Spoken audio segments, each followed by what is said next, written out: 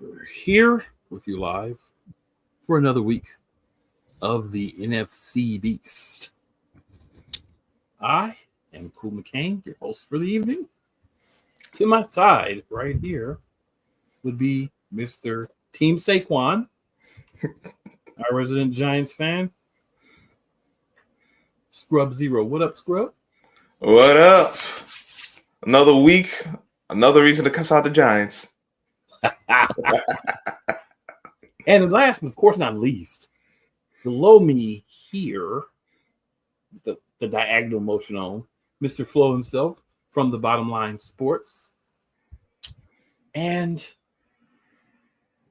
what of up? Course, you have to rep somehow. Well, I'm in the war room here, so Jerry lets me have it every Friday. So he says, "Yeah, get in there." So, ladies and gentlemen, all the good people watching, you know what we're here to do. We're here to talk about the best division in the NFL. Don't argue with me, argue with your mom or your auntie. Guess what? When you can name me another division that every team's won a Super Bowl, then we can talk. Until you can do that, you're not even on our level. You're below. You're beneath. Stay there and enjoy it.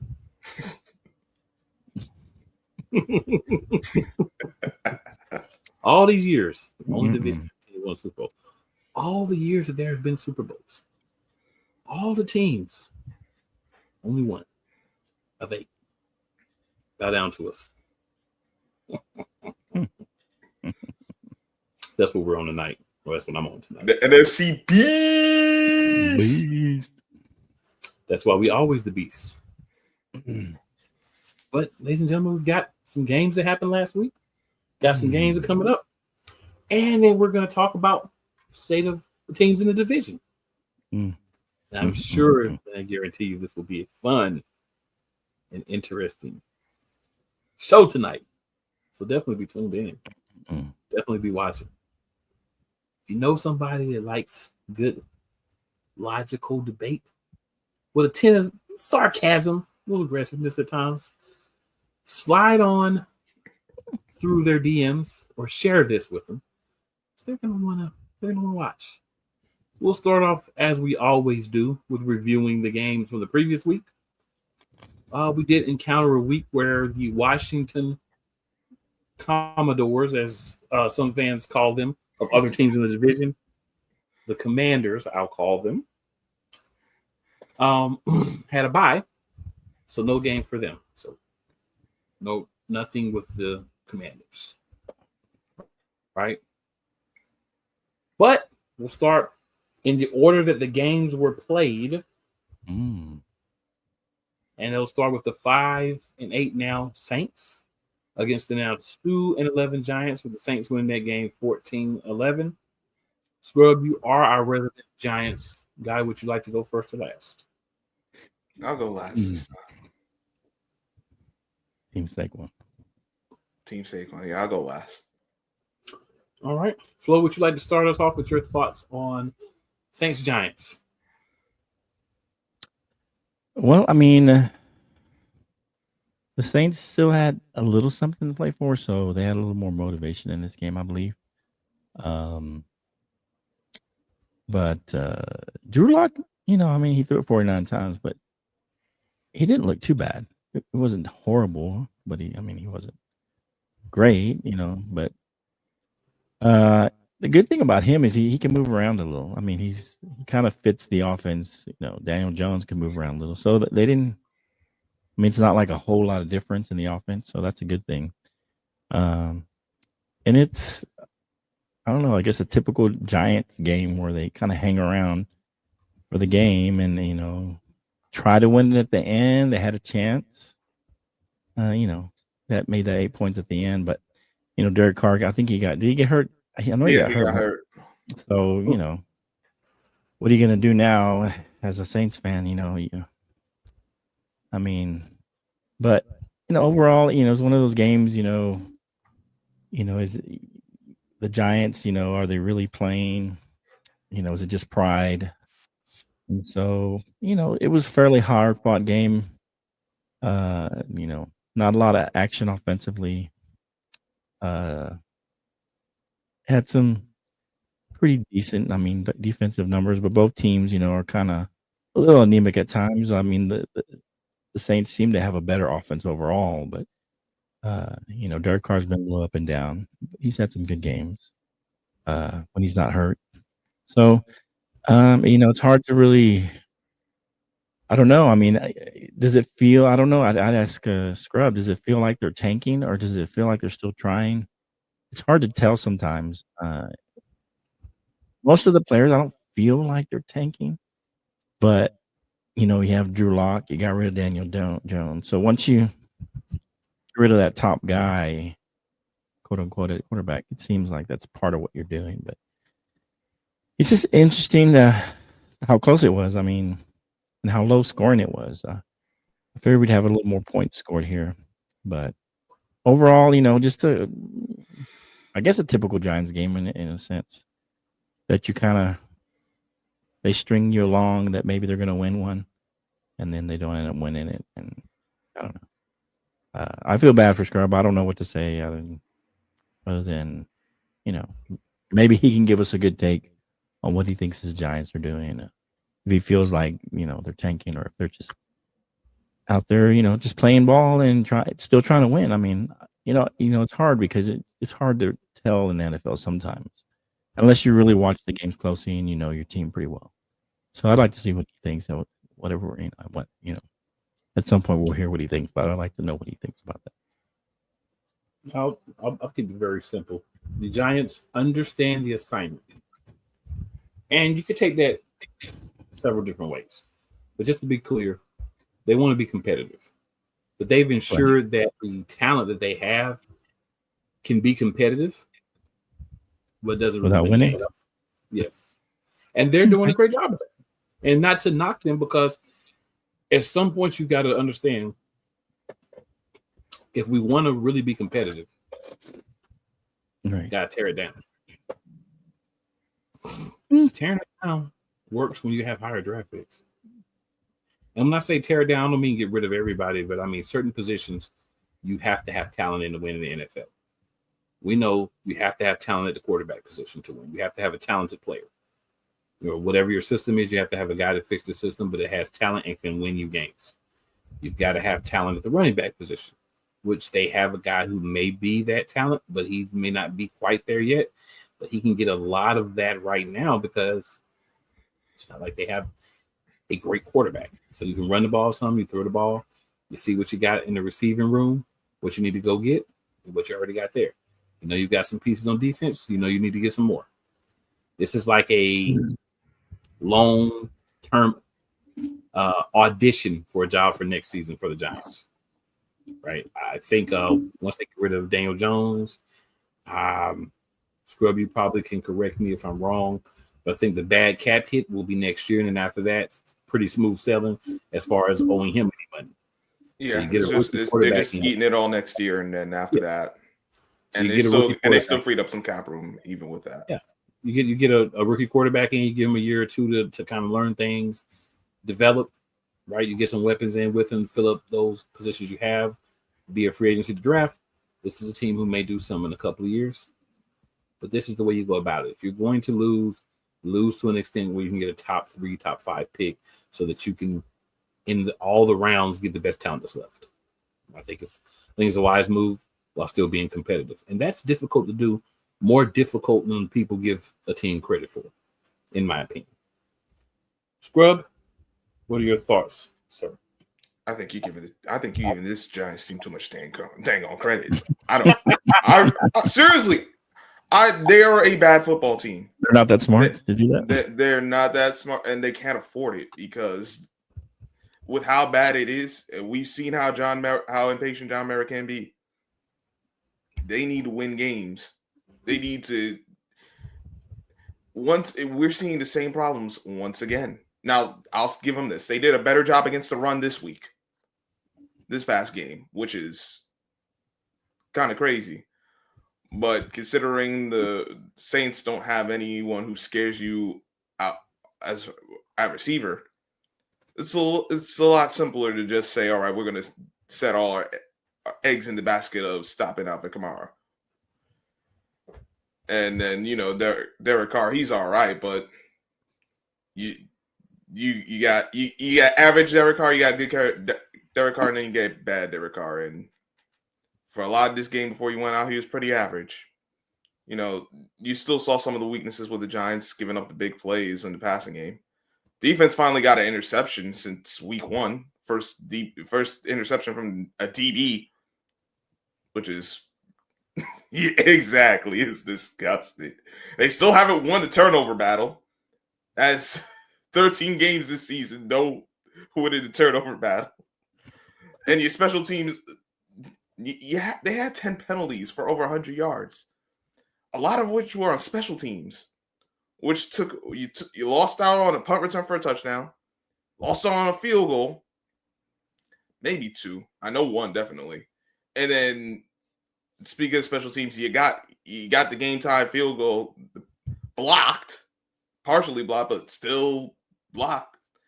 And instead of tying and getting the OT, you end up losing the game. Or you could have possibly won. You get one of those, get that punt return for a touchdown. Dude's holding, and he's not even going to affect the play. And then offensively, Drew Lock passing 40 times it's ridiculous. He has no business passing that many times.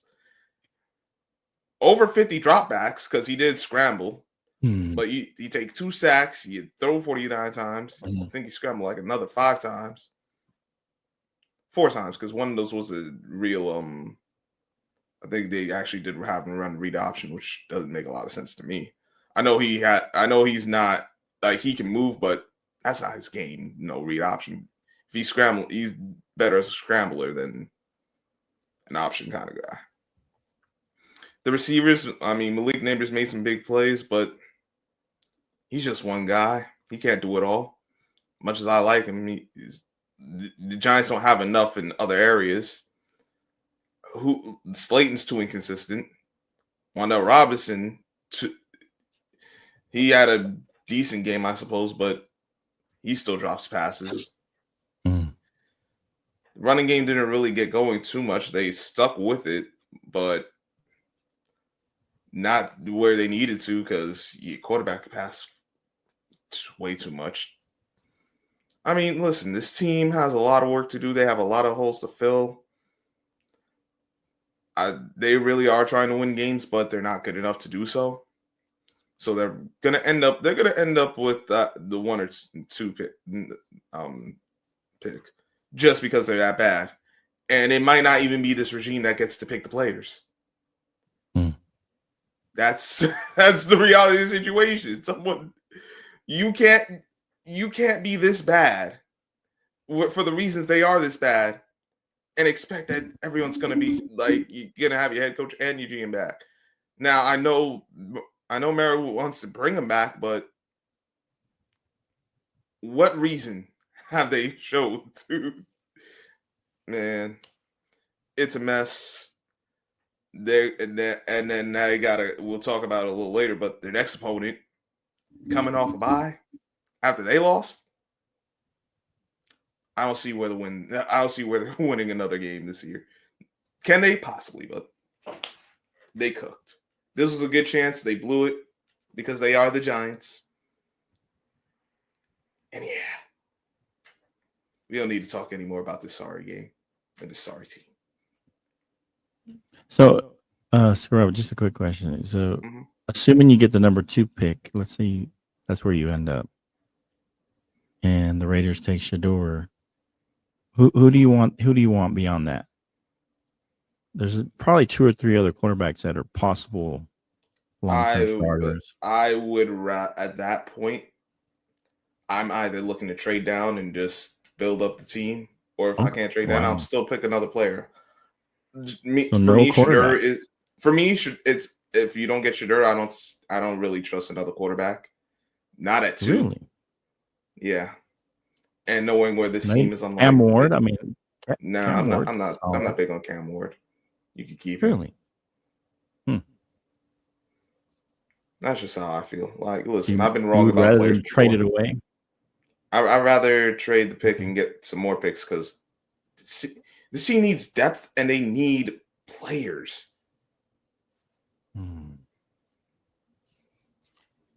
Okay. I feel like they would still, no matter who, I feel like they would still take a quarterback. That's just me. Yeah, if they do that, don't make no Instead of sense. trade, Cool, because you the muted. Patriots, who are third, they're not going to want a quarterback. The Panthers probably don't want a quarterback. The Jaguars, so you're maybe talking Titans, maybe Jets or Browns. I mean, there's not a whole lot. You're not going to Titans get a and whole Jets lot. definitely need a quarterback. Miller Levis isn't. He's not the guy. That was a waste of a pick. And the Jets, they still looking for a quarterback. I mean, but they're not going to get rid of Rodgers next year. I mean, They might draft that. even if they don't get rid of him, they still got to pick one. Okay, but if they feel like you guys don't want it, and then none of the teams ahead of them, is there really a lot of trade value for you guys? Because no one above the Jets really need a quarterback. Patriots, Panthers, they don't need one. Jaguars don't. Maybe the Titans need one. I don't know. But their trade would probably be with maybe the Jaguars or something. That why they would need to go number 2 to get that quarterback. But I don't know. I don't know. What do you think? You don't think they should get as a quarterback, Cool? Even if they don't get Shador? No, I'm not. I don't believe in just getting a quarterback for the sake of getting a quarterback. Okay. What do you think, Cool? Should they get? I think they should get a quarterback. I think there's at least 3 that possible. You're muted, Cool. You're muted.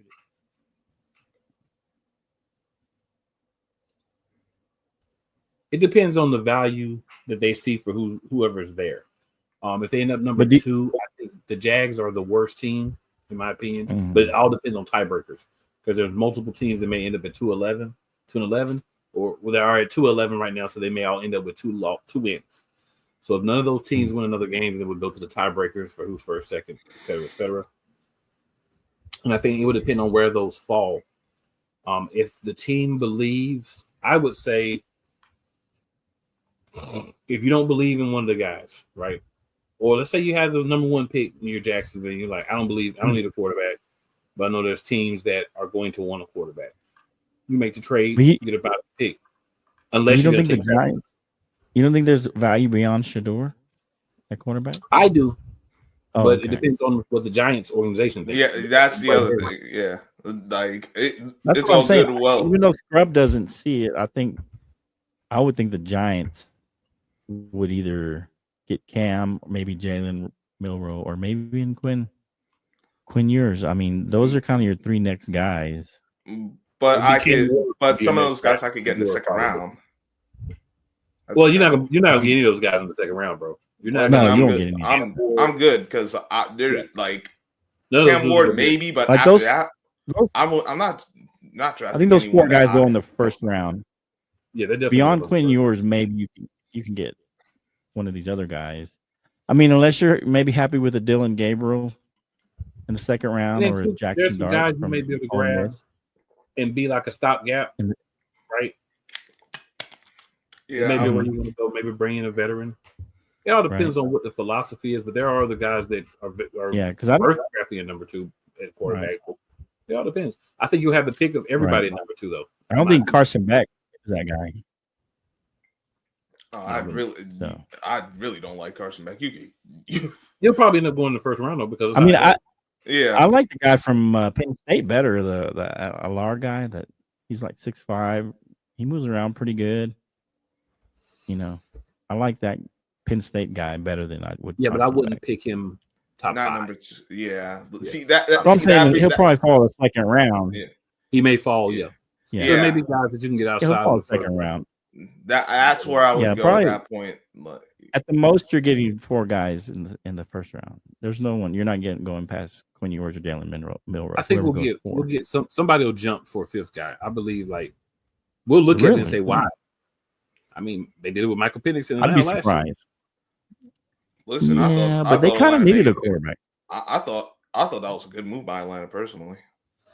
Yeah, I did too.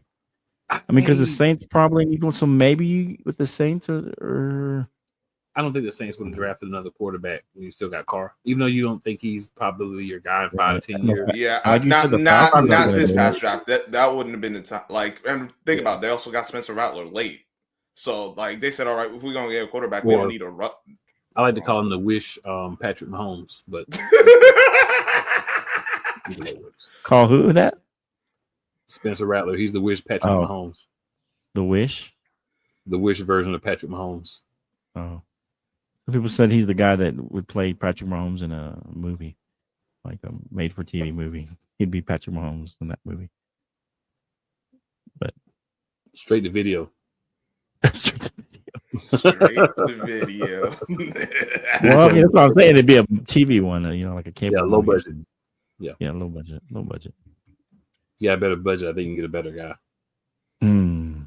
You could get the actor that played Kermit the Frog to do the voice too. So there's that. Oh my god!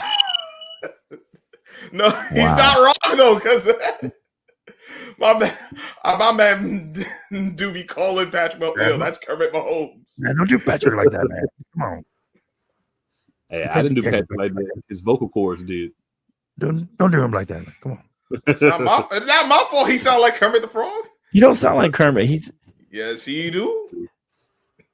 He sounds like an angry Kermit. More like this. He didn't sound like that. Yeah, he sounds like an angry Kermit the Frog. Okay.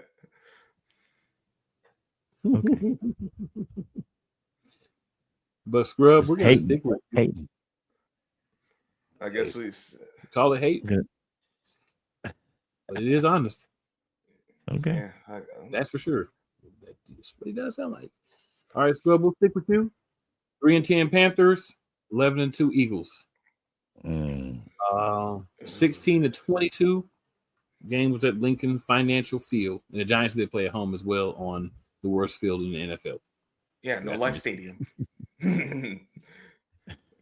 But yeah, at the Link, the game.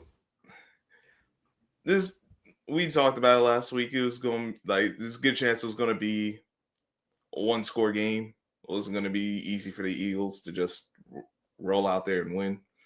It wasn't. The Panthers did fight, gave them some work. You got Chuba Hubbard got you 92 yards and 26 carries. Bryce Young was respectable, 19-34, had 1 pick, had 1 TD. Could have had another one late had Xavier Legette not dropped the ball. But, that's how it goes. Yeah. There's that wasn't the only missed opportunity. There's some others, but I mean, listen, the Eagles, that defense is Now I love you all that last drive. That last drive was like, all right, I mean, y'all got to stop, but where they started, where it's ending up, I'm like, ooh, okay, that's not too great, but nah, y'all defense is a problem. I don't need to deal with that. Offensively, Jalen Hurts wasn't the greatest statistical line. It wasn't.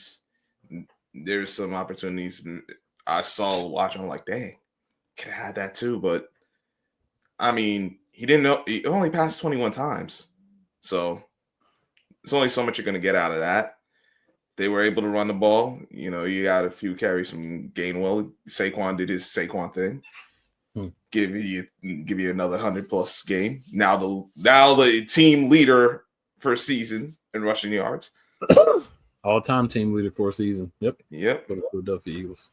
And we're only in week 14. So you got a shot at that record. We're gonna see how that all-time rushing record for a season. So we'll see how that ends up. But when it was time to really score the points, the Eagles did that. You got 22. You got a 2-point conversion late.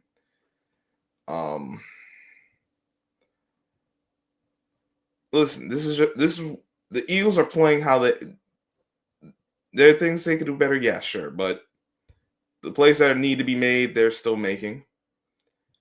They're not just gonna lay down.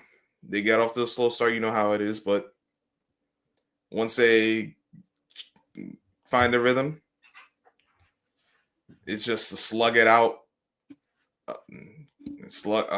grind fest kind of game. I think this is just what we're going to see from them for the rest of the year. But I thought they did a good job where they need to do a good job at.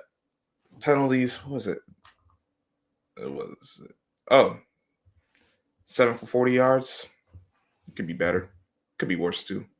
It's pretty good for the Eagles though. And listen, here's the other thing. Here's another reason why the Eagles still get the job done. 7 of 12 on third down. When you over 50% on third down, that you hold on to the ball, you score points, keep the other team off the field. It's easy work, man. Hello? Yeah, it kind of went like I thought it would go.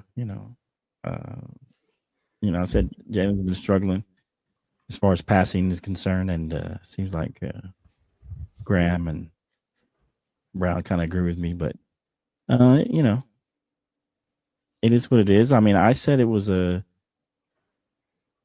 it concern you? And the Eagles fans in this forum weren't really concerned apparently, but I mean, it is what it is. I mean, if you really can win a Super Bowl like this, then by all means, go ahead and try and do that. I mean, but hopefully they don't try and stack up on Saquon and stop him, because he's had a couple games where he's been slowed down or stopped, and those are typically the games you've lost. So we'll see what happens. The defense definitely looks solid, better than I thought they were going to look this year. So maybe that'll carry you a game or two in the playoffs. Maybe that'll help you where the passing is lacking.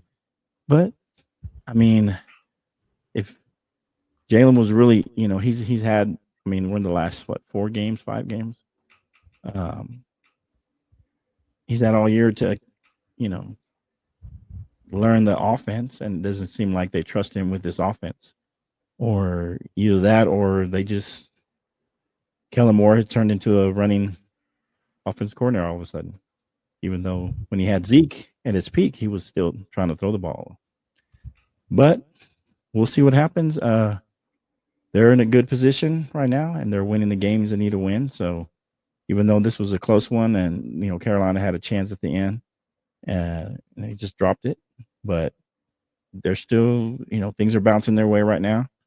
So as long as things can continue to bounce their way at times, the same thing for at times the Chiefs, like, had a couple things bounce their way, and that's what you need sometimes to go make a run, or when you get in the playoffs. So we'll see what happens. If it was me, I would be concerned with Jalen, or at least the passing game in general. But if Eagles fans are good with it, then hey, just roll with it and take it in the playoffs. Looks like second place, possibly first place, depending on what happens to the Lions. Roll that into the playoffs and see what happens.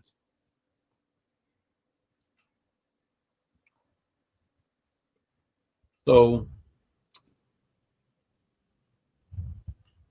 according to, and this is multiple players on the offensive line, with players on the defensive line, Jalen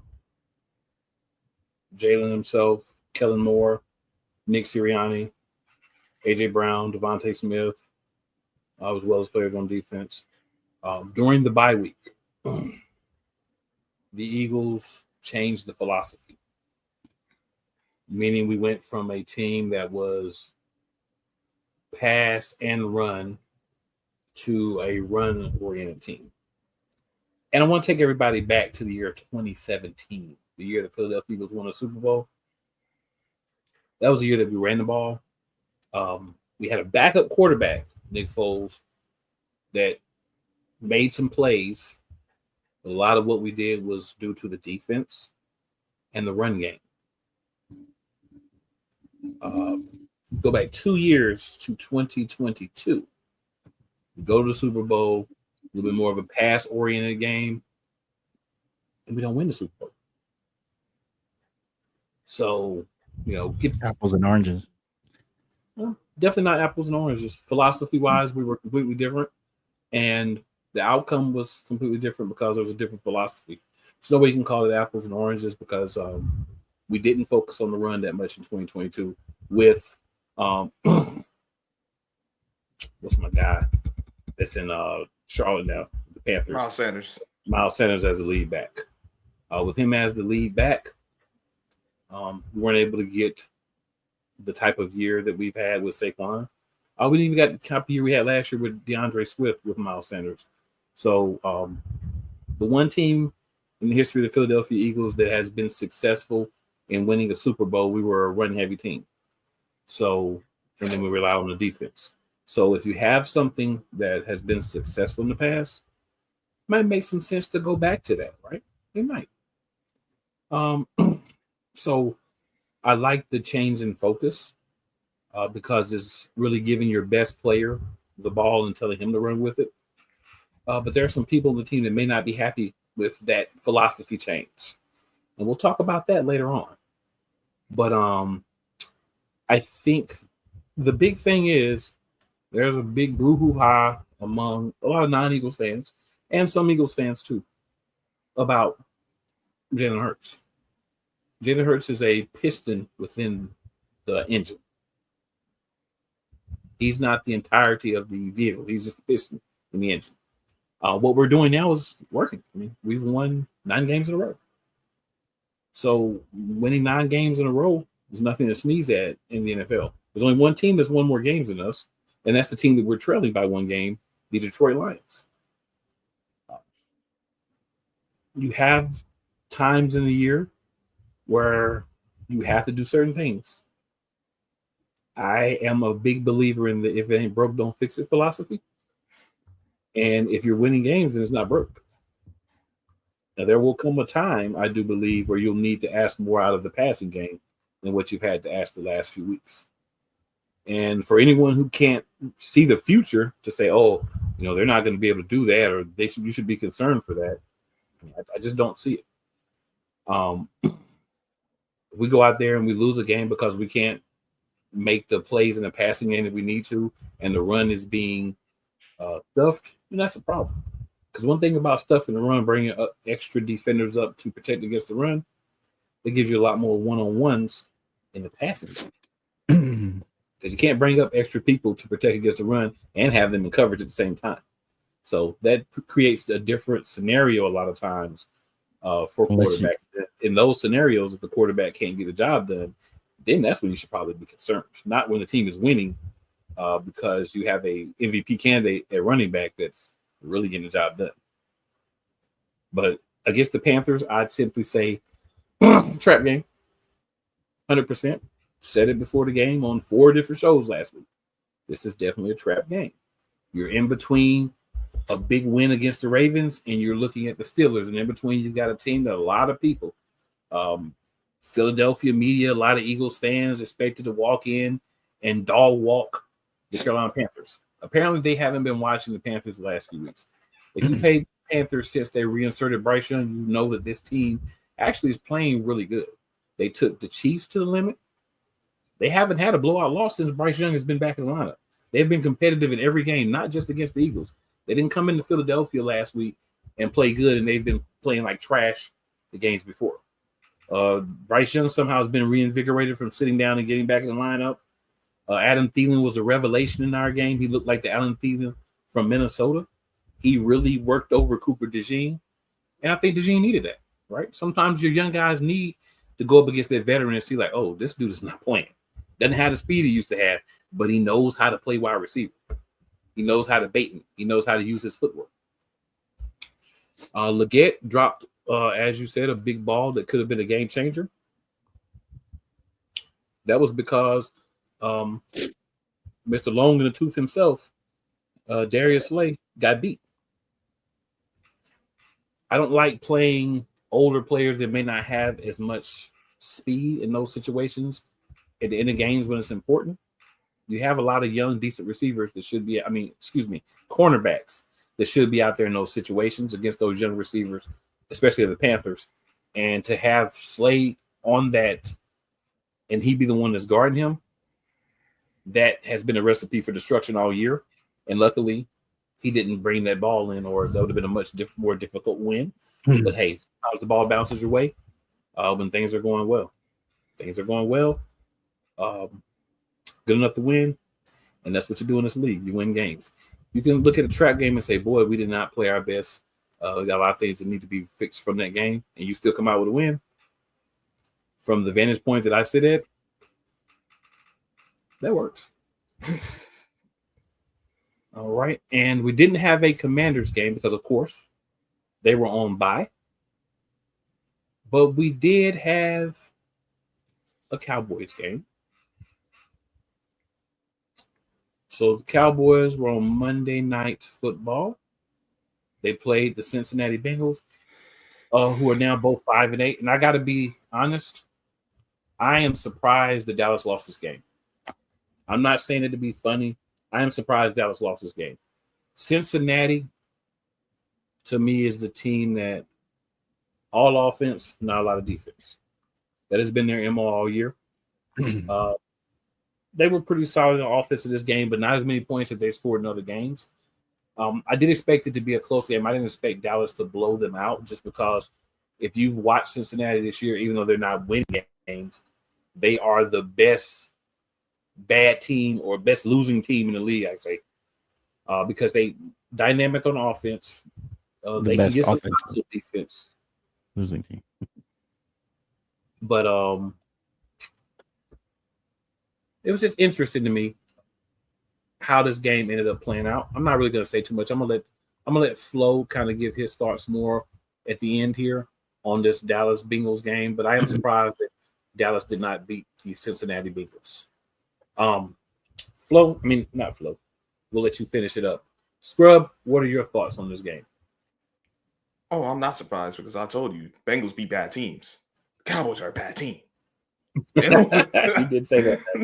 You did say that. You said that. I did not agree with you, but you said that. They're an injured team.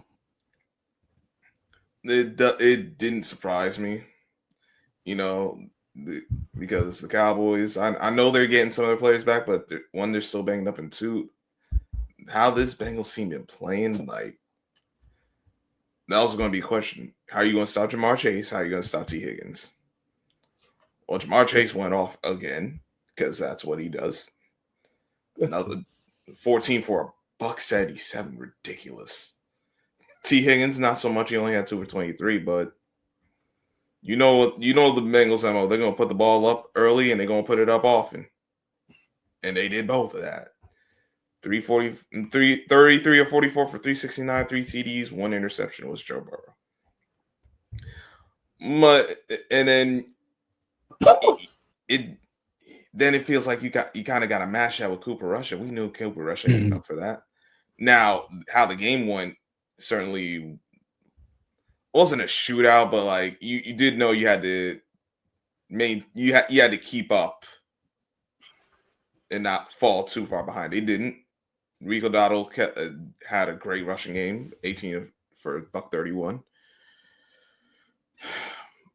And they actually had the lead at one point, but that game just didn't feel like it felt like the Cowboys were going to give it up at some point in some manner. And sure enough, as the Dallas Cowboys do. And remember, they played at home. Maybe they played on the road. They might have pulled this out. They played at home. He got the block punt late. And he still fumble it away, literally, to let Jamar Chase get a game-winning touchdown on a cover one. For it to end that way, I'm like, this is a true Cowboys game, and it made me very happy. But yeah, you can't have 10. Yeah, Cowboys only have 4 penalties, which isn't too bad. You think, all right, only 4 penalties, only 3 sacks allowed,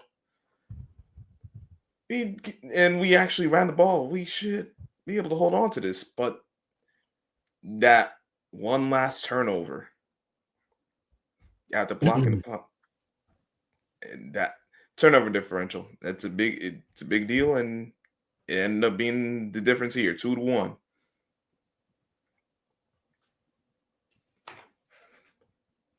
Floor is all yours. I'm glad you enjoyed that, Scrub. Oh, I always enjoy seeing the Cowboys lose. Makes me very happy. It didn't make me happy at all.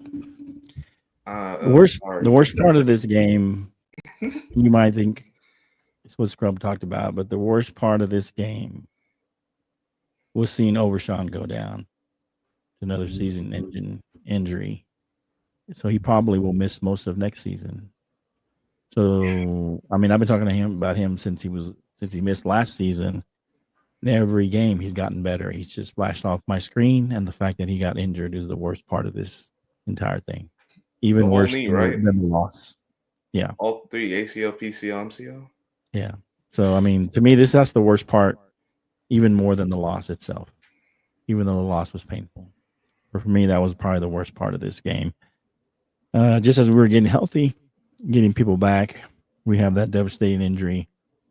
For me, I saw it totally different. I think they were primed to win this game. They looked like they were going to win this game the whole time. The defense was playing well. They were stopping in key plays, stopping Joe Burrow. They stopped him on that last series, made him punt it. And so I think they were primed to win this game. They even blocked the punt. And, they should probably change the rule when a punt gets blocked like that. But anyway, it was a mistake by the guy coming back his first play after, I think he was injured or I don't know. He hadn't played in a very long time. So his first play on special teams in a very long time. And he comes back and he muffs it. And, what are you going to do? So to me, I mean, we were primed to win this game. The L is probably very painful right next to Overshawn getting hurt. But, Rico has been playing well. The offensive line, as I said, they're coming together. They're playing better. And that's part of, I think, more than Rico himself. Just the offensive line open up holes and being able to play better as a unit. And, Rush did what he needed to do. Just don't lose the game. Of course, the whole interception in the red zone is not good. We could have scored another touchdown. That was probably, or at least a field goal. That was a little painful. But we recovered from that, and at the end, we had a chance to win it, and we probably could have won it in the end. So that's the hard part. So it's just difficult because I feel like we still had a chance at 10-7. I feel like we still had a chance, and we could win this game, but we didn't. We weren't able to pull it out, and it was very painful. And Overshawn just makes it even that much more painful. But all we can do. Maybe go 9-8. I don't know how much this takes the wind out of the sails for the Cowboys. Do they want to try and get 9-8? I don't know, but it was very painful for sure. The worst part about that is that y'all, until that fourth quarter, y'all were holding them down. After that 17 points they scored in the first half, they did nothing in the third. That fourth was slow until the turnover, and. Yeah, because really, just the field, it was very doable, but it is what it is or what it is not. And I get to enjoy the misery of the Cowboys fans. Not for the injury, but for the game being lost. That's always fun. I mean, if I'm a fan of the Cowboys, like, it was a tough loss. I get it. If I'm another team in the division, not that upset. But if I'm a Cowboys fan, I get it. Like, that's a tough loss because you feel like it's a game that you could have and probably should have won, right? So that's tough. Yeah, it happens. Yep. I mean, there's not a team. I feel like in the NFL that hasn't lost a game or two that they're like, why did we lose that game, right? Still upset. I'm still upset. Green Bay lost to y'all. I thought they should have dropped at least 50 on y'all. Who? On the Eagles. Oh, come on. I'm cool know how I feel about that game, but what ended up happening? They didn't win. They lost. It is what it is.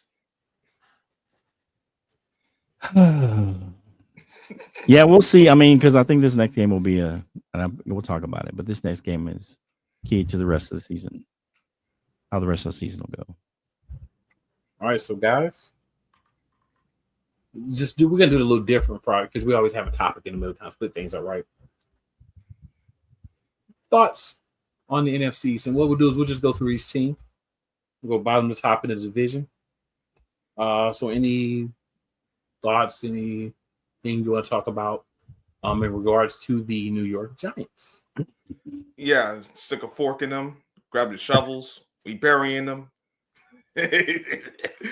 Listen. Are they done? Listen, once again, they are near or at the top of injuries because this is what they've been doing since 2009. Who they have left isn't very good. They weren't very good with the guy, with a lot of their top guys. Obviously, you know, you lose your best offensive player in Andrew Thomas, and that changed the dynamic a bit. Then you lose now you lost your best a few weeks ago, losing the best defensive player in Dexter Lawrence. But the run defense hadn't been very solid. They're bad in situational football. They don't value possessions because, you know, they're either dropping the ball. They don't block up in the run game or the pass game. Quarterback can't get the ball to where it needs to get to. I just want this. I want this team to go 2-15, not because I want the draft pick, because I want because I want everyone to see just how bad this situation is, and I want it to come crashing in the Giants' face. I want John Mara to understand that his team is sorry, and trusting in the guys you have trusted into this point have led you to this to where we are. Not about to. That's how I am right now. I don't care about the pick at the moment. I want the Giants to know how sorry they is.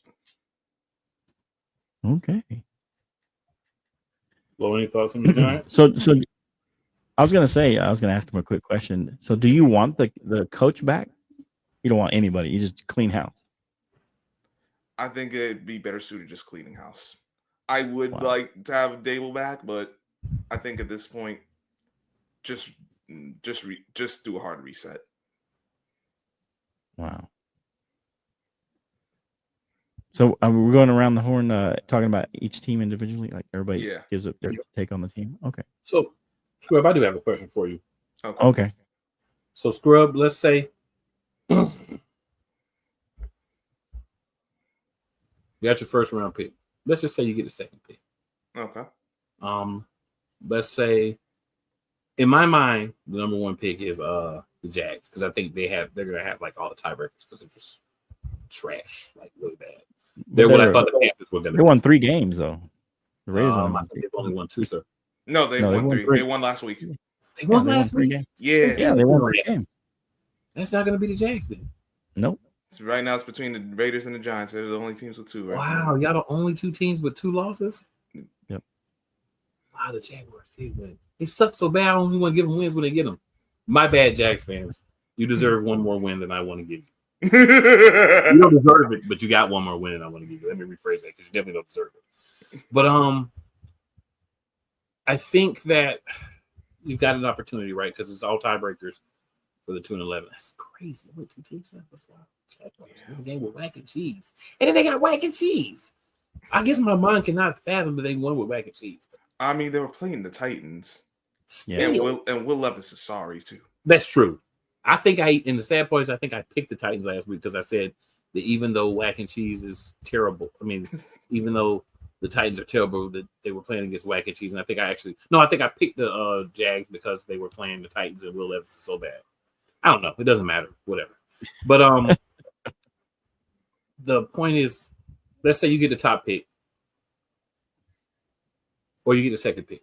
So if you get a top pick, I'm assuming you want to draft Shedeur Sanders. That's what I would personally do, yes. Okay. If you get the second pick, let's say whoever picks number 1, they're probably going to go with either Shedeur Sanders, or if they feel like Cam Ward is a better quarterback for their system. Right. I think it's going to be one of. If you're looking at a quarterback, I think it's going to be one of those 2 guys, or Travis Hunter. Right. So let's say you get the number 2 pick, you're not going to trade it. Shedeur gets drafted number 1 by the Raiders. Say they have the number 1 pick. You have to pick a pick. You can't trade it. I would go for Travis Hunter at that point. Okay. So you feel more comfortable drafting Travis Hunter than say a Cam Ward? Yes, because the Giants do need a number one corner. I think I asked this question. So, do you feel, since you're going with him, and actually you didn't put the stipulation in of if he would want to draft or trade, you just asked him what he would do if they were number 2. No, I just said number 2, and you can't trade the pick. Then yeah, I'm picking. So, do you feel like the Giants would use Travis Hunter as a corner or as a wide receiver? I think as a corner. I think they need more help at corner than wide receiver. They do need another wide receiver too, but I think they need a lot more help at corner. It would definitely be a Dion situation where you use him. It's a number 3 or some kind, or certain situations. Well, here's the thing. When I look at Travis Hunter, I see a wide receiver who you can put in some corner packages because he can cover. But I think, and I remember also an interview that Deion did. He was talking about, and Coach Prime did. He was saying he loves being a wide receiver. He's cool with playing corner. He likes corner, but he loves being a wide receiver. Okay. And if you're going to the NFL, you can be a corner. Absolutely, you can get some money in this corner. But if you want to really get paid, yeah, that's wide receiver. It's wide receiver. But unfortunately, because the value. What we've always said is the reason why guys play corner, right, or safety is because they can't catch. Is that what we've always said? If you can catch, you'll be a wide receiver. Travis Hunter can catch. No, yeah, that's the thing. The crazy thing is what the draft is like. If you're trying to get drafted high, most teams place more value on corner over wide receiver. But if you're looking for that money, that's like that. I would think I would use him as a wide receiver and in like certain packages as a corner or like a third corner.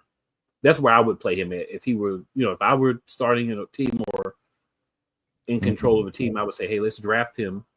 We're going to use him primarily as a wide receiver, but we'll put him in some packages in certain situations as maybe our third corner, our slot corner.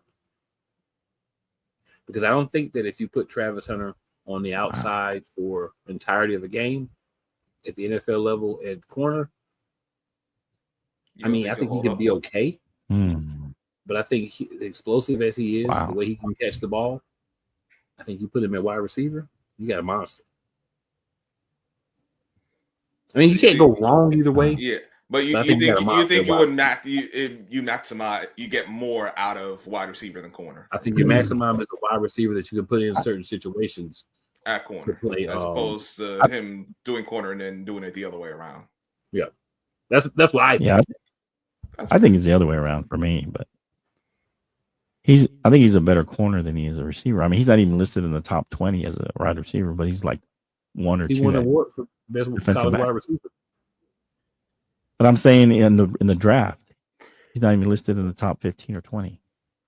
I'm just saying, I think his natural skills are at corner, even though he loves receiver. Yeah, but you got to remember if he primarily, this is what I think. If he primarily tries to go in to be the wide receiver first and then a corner, he'll be number 2 at best. He's not going to be a one wide receiver 1. They'll have him as a 2 or maybe a slot. He's not going to be a top wide receiver, so he's not going to get that money that you're thinking at wide receiver. He's not. He's not that kind of player, and so I think his best bet is to be one of the top corners and do that, and then maybe get a little more money because hey, you're playing receiver at times. You're playing certain packages at receiver. I mean, listen, CeeDee Lamb got paid top money. I don't think he a wide receiver 1 at all. I think he a 2. He still got paid as 1. Well, his numbers don't say he's a 2. But he had to get in the league and get his numbers. So Travis Hunter can't progress. Travis Hunter can't be a better wide receiver in 2-3 years than he could, but that's not his forte. To me, he's a better corner than he is right. He's a dual player. I don't think he has I don't think he has a better position of the two. I think it's where you decide to have him focus on. I disagree. That's fine. Yeah, but I don't think so. I think he's a better corner, hands down, better corner than a wide receiver. I definitely don't think he's hands down a better corner. I think it's where you allow him to play. exclusively. If you exclusively put him at wide receiver, I can believe he can be your wide receiver 1 in 2 to 3 years. If you exclusively put him at corner, I think he can be your CB2. If you have an injury and your number one corner goes down, he could probably step in for a couple of games. Because you got to understand, at corner, there's not many Quinyon Mitchells. There's not many guys that can come from college to the pros and be an outside corner year 1 and play it really well. There's not a lot of guys that can do that. And when you're splitting your time all through high school and college in the wide receiver room for this part, the cornerback room for this part, you haven't been able to maximize yourself on either side. So once he whittles down to one side, I think we're going to see a dynamic player, whichever side the team that chooses him wants him to play. Well, I'll tell you this. I mean, it doesn't matter what he wants to play. I think most NFL teams are going to pick him as a corner. Well, that's because that's what they may let him play wide receiver, but most teams are going to pick him as a corner no matter what he wants to do. So if he wants to, hey, I'm not going to play for any team unless I'm a wide receiver 1, well, then he's going to lose money and he's going to drop. But maybe somebody will pick him up later on in the rounds. But that's a mistake, I think, if he's defiant and says, I want to be a wide receiver. It's not about being defiant, sir. It is. I didn't say anything about that. Well, you said that he wants to play wide receiver. That's your. I said that's what his coach said, that he loves wide receiver. So what I said is I think he's going to be a better wide receiver if that's the side he picks in the NFL. That's what I think. Because I think if he dedicates himself, because right now he's not. He is 50-50. He's half. He's got to prep to be a wide receiver because he is playing wide receiver. And he's got to prep for playing corner because he is playing corner. In the NFL, he's not the time to prep as you're going to be going to the NFL. It's not the time to prep to be a wide receiver. I'm not saying it's the time to prep for the wide receiver. I'm saying if you go to the NFL as a wide receiver, you get on a team, you play wide receiver, and that's when you get reps at wide receiver. Well, what I'm saying is they're not going to draft him if they draft him. I mean, if you know what draft him as a cornerback. If you have insiders for every NFL team, and you know they wouldn't draft him in the first round, cool. But if you don't know where they would draft him for. You know what you believe, just like I know what I believe. But I don't know I think some teams would want him just as corner. Some teams might be like, hey, I think as good of an athlete as you is, which one do you feel better playing when you're talking to him at the combine, these type of things, and you're making the decision on if you're going to bring him in or not based on what he That's what I'm saying. When they talk to him, if he's like, hey, I want to be a wide receiver first, I think he'll drop. His stock will drop. Well, I don't think he would drop. Okay. He's not even the top 20 at wide receiver. How's he going to move up if he wants to just play wide receiver? He just won an award for best college wide receiver. So he's being perceived as a good wide receiver. You don't win the award for being the top wide receiver in college if you're not perceived to be a good wide receiver. Facts. That's not opinion. That's not what you think you see. That's not what I think I see. That's facts. He won an award for top wide receiver. Pull it up. He won an award for top wide receiver in college. So if he's not a good wide receiver, you don't win an award for being a top wide receiver. Now, there are people who argue there was a better receiver than him in college, and that's fair. But you're one of the top receivers if you win the best wide receiver in college football. And he did win that. So I think that says that he can be. There's guys that win the Heisman as best quarterback, basically, and they're not. And there's guys that are nothing in college and come into the league and are great at wide receiver. Yeah, but they don't win that award. I bet they don't win that award for best wide receiver. Basically, we won't know until he gets here. Exactly. You can have an opinion, but you're sitting there saying nobody would draft him if he's going to be a wide receiver. I don't. I'm saying no one. I didn't say no one draft. I said his stock will drop. I don't think his stock will drop. He's good enough to play either one. Now, if they see him as the team who wants to draft him says, "Hey, I want you to play cornerback," he's going to play cornerback. But I believe if he's in an open decision where he's on a team where he's like, "Hey, we'll draft you. Which one do you want to play?" I think he will have a better career if he picks wide receiver. He may not have that choice, but I think that's where he would be the best at in the NFL. He also would be in the mind of a corner. He'd also understand how a corner thinks, so he understand how to attack them. Yeah, attack them because he's played that position as well. Let's not forget, all of these are things. Same thing could be said for wide receiver, but I think that's where he would be best at. But I get you, Scrub. I feel you. We don't have a Commanders guy here. Oh, did you have any other questions for Scrub Flow? Or anything else you want to say about it? I just find it hard to believe he doesn't want a quarterback. And I can't believe that the Giants don't want a quarterback. Everybody No, who I doesn't have want a a quarterback, but wants a quarterback. I don't want to reach for a quarterback. Once again, I like don't think you're reaching at the top. Those three quarterbacks. I don't think that's a reach. I'm not too big on Cam Ward, but he's the only other guy I would consider taking at like a number 1 or 2 pick. Everyone else would be further down. I don't think you're going to get the value otherwise. So at that point, I would go into a later round if I really am saying, all right, maybe there's a quarterback still around, but at number 1 or 2, nah. Okay. All right. That's so it. That's all I have. We don't have a Commanders guy that's here. Do you guys have any thoughts or anything you want to say about the Washington Commanders? And I'm going ahead and doing them since we don't have a rep here for them, so we can go ahead and get them out of the way. Commanders are doing better than I thought they would, but I still got the same concerns I had coming into the year. The offensive line, I know they're playing well, but I think the offensive line can still be had. I think that secondary can still be had. And what if you take away the run game? Like if either you take away Brian Robinson or knock on wood, because I don't want him to get hurt, but he goes out through the injury. What do you got? Like that, the offense kind of comes to a halt, and it don't look as good. I think that will ultimately be their undoing. Those weaknesses that they have. Flo, any thoughts? Questions? Anyone bring about them? Yeah, I mean, I feel like I've said this all year that especially when they started out pretty, they lost against Tampa Bay, but then they had a couple of, they went on a little winning streak, and that's when everybody was high on them. And I just feel like, I think the best team they've beaten is Arizona. I mean, they beat Cincinnati, but Cincinnati's lost 5 times. So, they lost to Baltimore, they lost to Pittsburgh, they lost to Philly, they even lost to Dallas. That could be you could chalk that up to division. But the best team they've beaten is Arizona, and they're not great. So I just feel like they're a little overrated, and I feel like as long as they can control the run game and make him beat you with his arm, I think eventually that he'll be a really good quarterback, and he'll be a top quarterback at some point in his career. Maybe next year, maybe he makes a jump next year, maybe in year 3.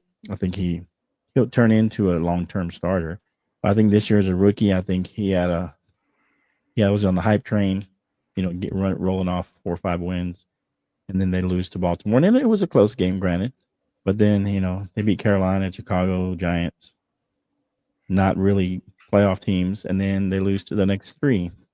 And so I just feel like they got a little bit of roller coaster. And I think if they make the playoffs, they're not going to win any games because I feel, they're going to play a top team, as far as in the NFC, one of the top 7 teams. So I feel like they may make the playoffs still, but they will probably lose in the first round. But you can't look at it as a disappointing season either, because I don't think they expected that either coming into the season, that they would make the playoffs.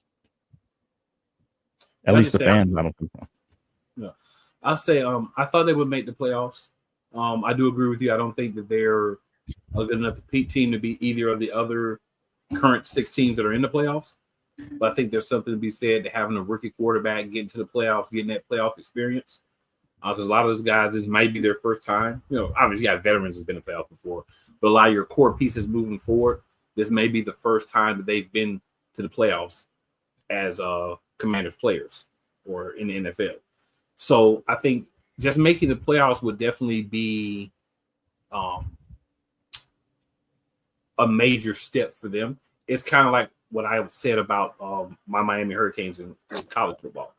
If they could have made it to the ACC championship game and won, that would have been akin to winning a championship, as bad as they've been in the past. So when you can make that jump from being a team that a lot of people didn't even think could make the playoffs to being a team who can get in the playoffs and, at least get some experience, a team that you thought wouldn't even be, probably thought would be last in the division or fighting the Giants for being last in the division to do what they've done so far. I think that is impressive. It shows that sometimes a change in leadership, getting the right guy in at quarterback, those things make a difference. I think next year we'll see some regression because for most quarterbacks, year 2 is the year of regression because everybody knows what you did good in year 1. If year 1 was good. Mm-hmm. Year 2 is when everybody has that tape on you and they kind of start figuring out how to negate what you do well. And you have to then start the growth process. And in year 3, you start to get, they get better or not. So I definitely agree with your thoughts on the Commanders. I think a lot of people that are fans of the team, a lot of people in the organization may have not even expected them to be as good as they are right now. There's nothing wrong with that. The interesting thing with the Commanders is not only this, it's top to bottom like a whole. You starting with got a new owner, new GM, new head coach, new quarterback,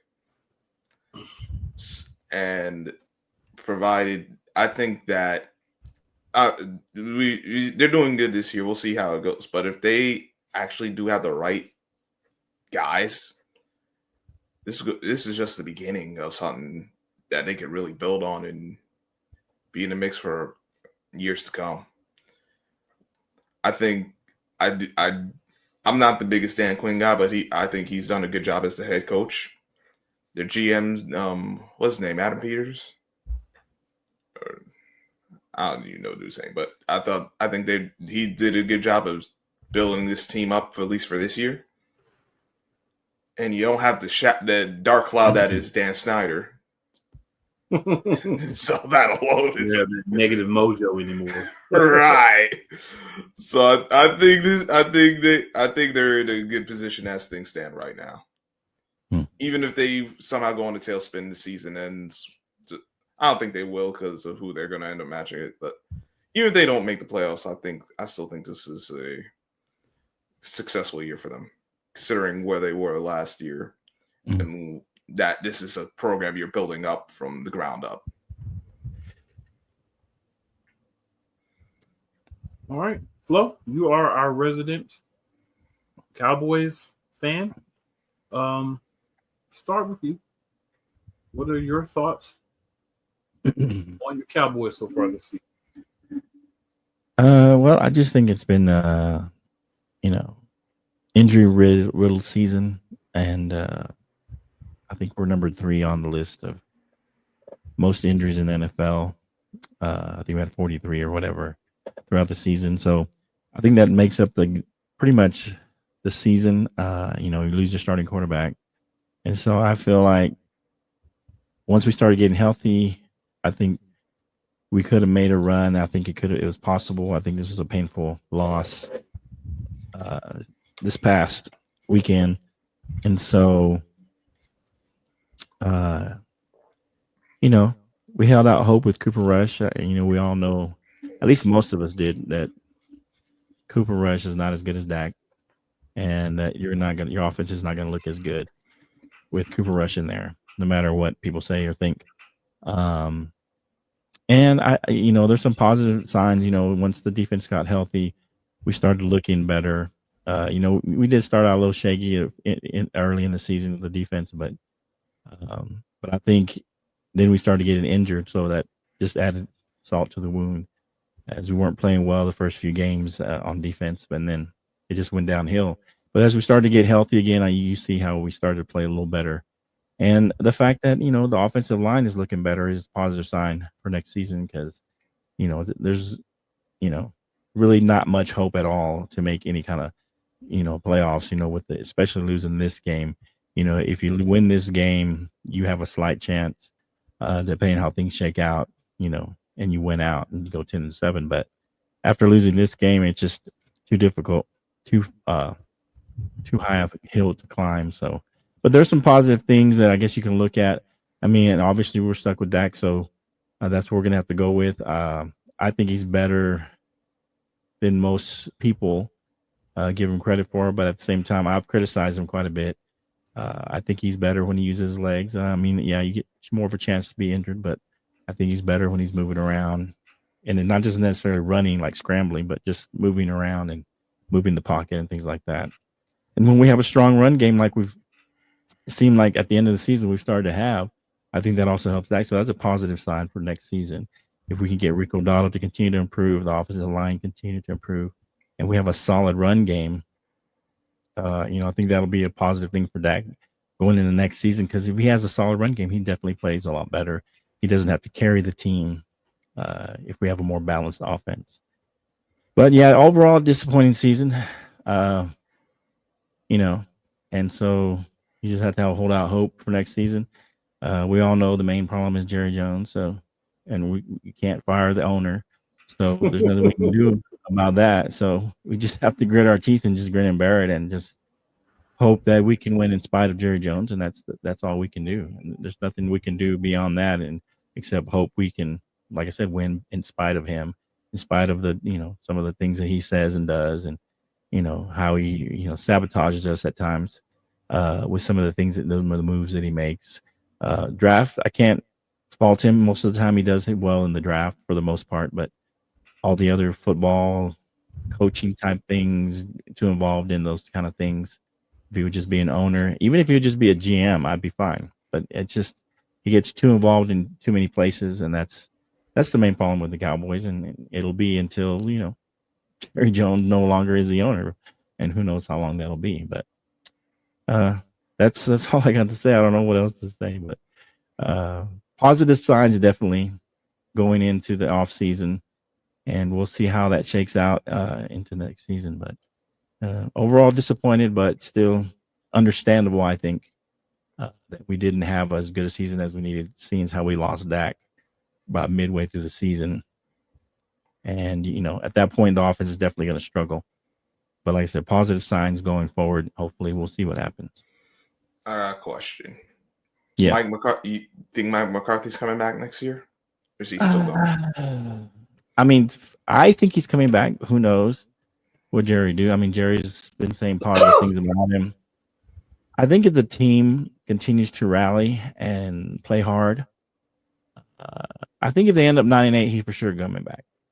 I think 8-9, they think about it. 7-10, it's definitely in question. And if we end up losing more than that, I think it's definitely a possibility. But if I feel like Jerry's had positive things to say about him, and of course, Dak has said he wanted to bring him back, so that holds a little bit of weight. But we'll see. I mean, I think if we tank the season and we don't play well the rest of at all, because I think we've played pretty well, all things considered, these last few games. But I think overall, if it looks like we're not playing well, even if we lose but we're playing well, I think he gets his job back. But I think if it looks like we've given up and they're not playing well, I think it's a possibility he loses it. But all signs kind of point toward he's coming back. But we'll see. I mean, who's going to hire? Not Belichick, apparently, right? I mean, Belichick now. So I mean, who's he going to hire? It's kind of crazy considering where we started. Huh? He's never going to hire Belichick anyway. Belichick, right? Well, I'm just saying. I mean, that's the the big. He was either Belichick or Dion.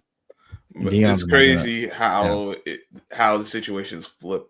Coming into the season, it was like the sense was if they don't do anything more than they've done in the playoffs, he gone. Right. And now it's like, okay, we can bring him back even though the season hasn't gone the way we planned. I'm like, right. I mean, because he's Jerry's guy. I mean, he doesn't rock the boat with Jerry. He just goes out there, tries to do his job as best he can, despite whatever Jerry's meddling is.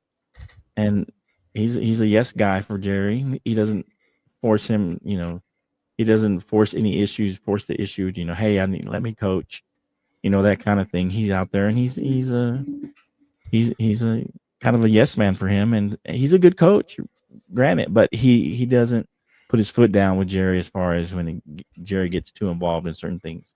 So he's a slight upgrade from Jason Garrett. He's a slight upgrade from Jason Garrett. Yeah, I believe so. Coaching wise, yes. But you still end up in the same position in the end. Well, you end up in the same kind of position because you allow Jerry to get meddled into too many things, and so And so Jerry likes that. He likes the coach is gonna, hey, go coach, and you let me do whatever I need to do, with the team, and don't give me any pushback. He doesn't, and Belichick would give him pushback. So he's not going to hire a guy like that that's going to give him pushback. The only guy that would work would be Deion Sanders, but I don't think he's coming because Deion has enough clout that he can give Jerry pushback, and Jerry wouldn't care. He would push back on Jerry, and Jerry would to some degree would listen to Deion. I think he's a big enough personality, a big enough type of celebrity, so to speak, that he could push back on Jerry and not get for how long? Yeah, I mean, it wouldn't last long probably, unless they're being very successful right away. It could last for a while, but I'm saying he's a big enough personality, I guess that's the better term, to be able to push back on Jerry. But no one else is big enough, and if you are that kind of person, Jerry's probably not going to hire you. Correct me if I'm wrong. Michael Parsons has another year on his rookie contract. Yes. Yeah, but they're going to want to sign him in the offseason probably. So my question is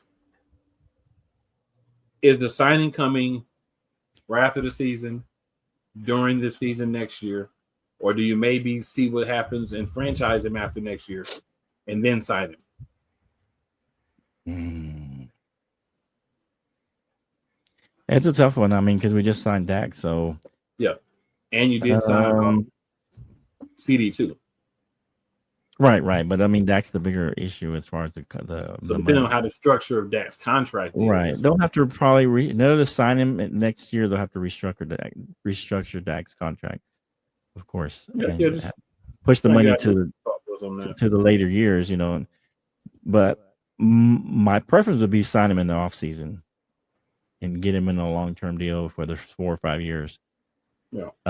But who knows what Jerry's going to do? He does whatever he wants to, so my preference is sign him in the offseason. As soon as the offseason's over, start those negotiations, get him signed in the offseason at some point in the offseason before start of mini camp. Yeah, because the price is just going to go up. But Jerry, he does what he wants to, so who knows what he'll do.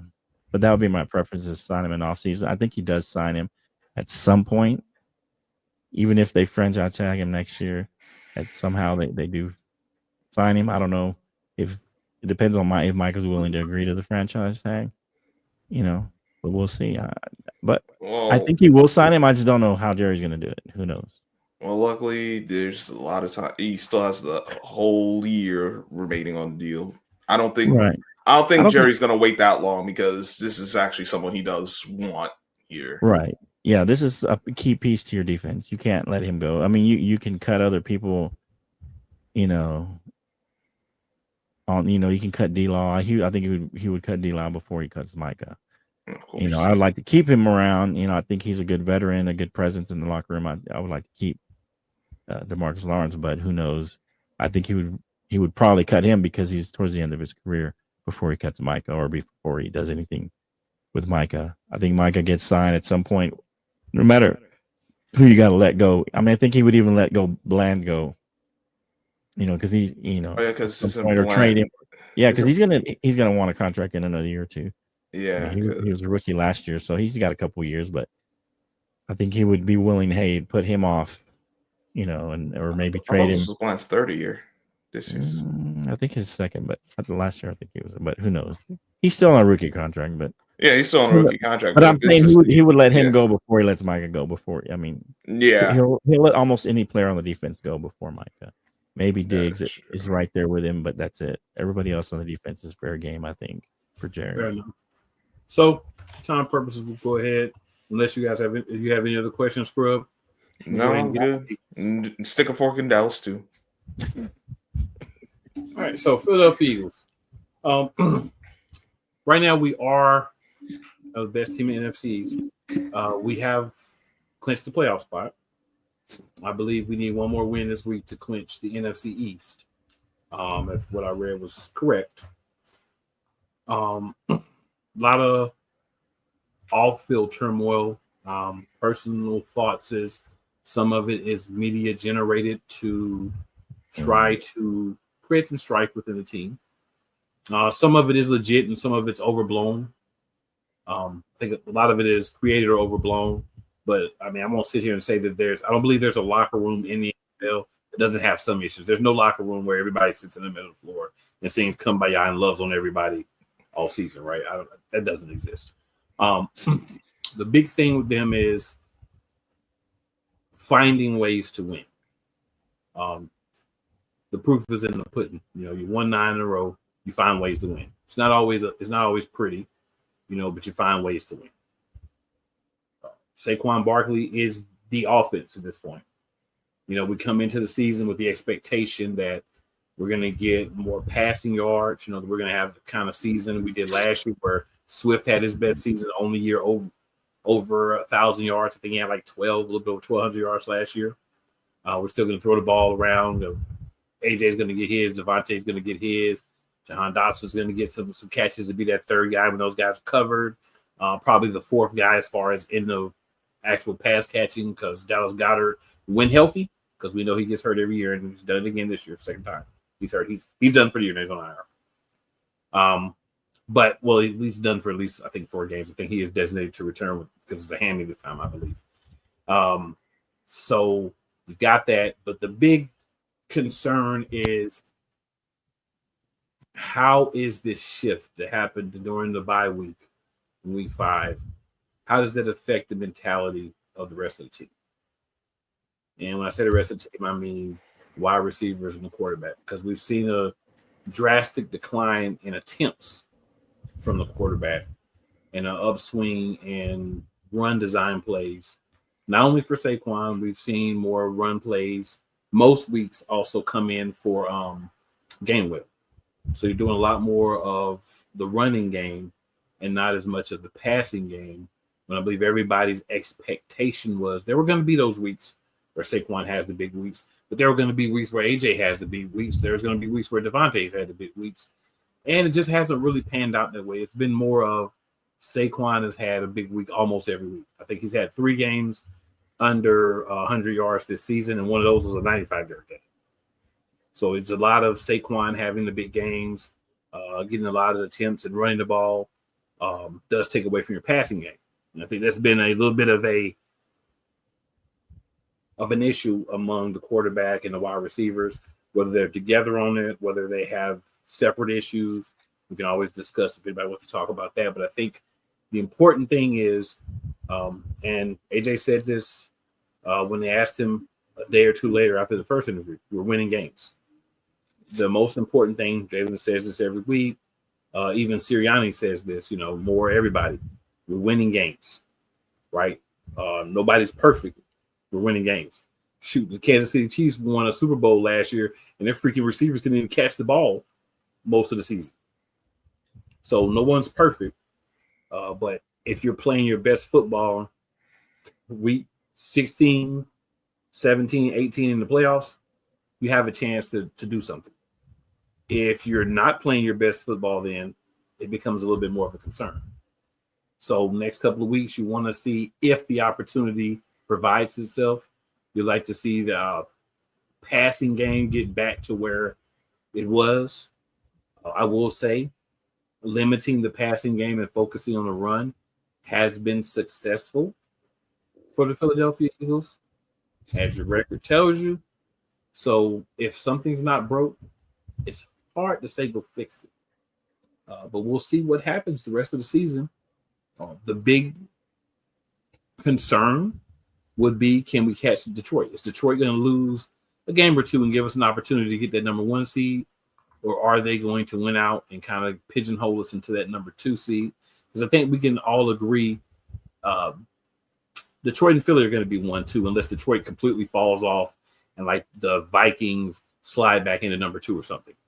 If they continue to win, Detroit's going to be number 1. Philly's going to be number 2. Then you've got the Rams division, the West, and then you've got the South, who are they're going to be 3 and 4 because they're going to be division winners, but they're going to probably have less wins than the first 2, at least possibly all 3 wildcard teams. So in a good place, challenges, but winning conquers all. Always has. Any given Sunday, even, they're in there fighting in practice, but they win games. Everybody's cool. Winning conquers all. All right. Questions, gentlemen.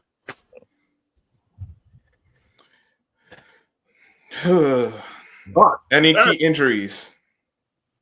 Everybody's back that's on the 53-man roster this week. Yeah. Everybody's healthy. Reed Blankenship is back. Brown's healthy. Everybody that's on the 53 is healthy. I will say, yeah, you're a Saquon or bust. I mean, if Saquon has a bad game or doesn't have a couple of big breakout runs, I think you may be in trouble in the playoffs. But granted, you've been winning, so that's a lot of that counts the most at this point. And you did have a couple of good wins later in the season. You beat the Rams and you beat the Ravens, who both teams are kind of struggling this season, but they are playoff teams, and you beat them. And they were both on the road, so that was somewhat impressive. I think those were good wins. So that shows a lot. And I think there is a concern with the passing game. I don't know that you can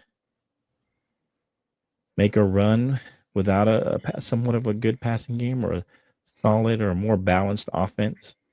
Even as the Chiefs were struggling last year, they had a great defense, right? Which you have a very solid defense this year. But they were balanced as well. They were very balanced. It wasn't all about the pass, wasn't all about the run. And of course, when it counted, Travis Kelce in the playoffs, stepped up, and the passing game looked better in the playoffs. And even though they still had drops, and the drops were coming down towards the end of the season, they got a little better. And so that was part of it, I think, as well. I think there is concerns. I think you say they're overblown, but I don't know. When there's smoke, there's fire, I think. And from the beginning of the season, there was strife there, and they seemed to kind of quench some of that. And now it's bubbling back up. Some locker room strife. What was the strife at the beginning of the season? Well, the article came out that they didn't get along. They didn't like each other, basically. Now, who wrote the article? I don't remember. I don't remember the article. Well, let me refresh your memory.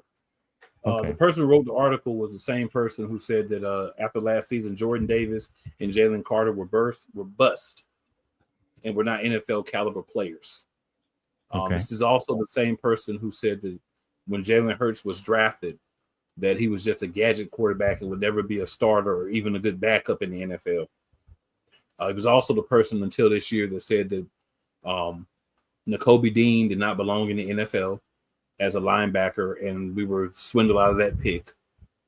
As well as a guy that said until this season, Reed Blankenship was not going to be a starting caliber quality safety in the NFL. So this is the guy who's going around and sparking these things from the beginning of the season. Just so you know the credibility of the guy who started. Well, I mean, no one says he can evaluate talent, but this was something that happened, that was said in the locker room is totally different. But let me ask you, his ability to evaluate talent. Why would he have access to a player and what's going on in a player's life that he? I mean, if he's lying, he's lying. I mean, but you could tell last year and the beginning of this year that there was some strife there. That Jalen was not happy. Nick Sirianni was acting kind of like a goofball a little bit. And so you could tell there was strife there, even on the sidelines, when Nick Sirianni is doing some weird thing and Jalen's putting the coach's hand down and saying, "Don't do that." So we're saying early in the year the strife was Jalen and Nick Sirianni. Is that what you're saying? I'm just saying I think there was strife in there. You're saying strife, but I'm asking you to clarify what you mean by strife, because there are some problems.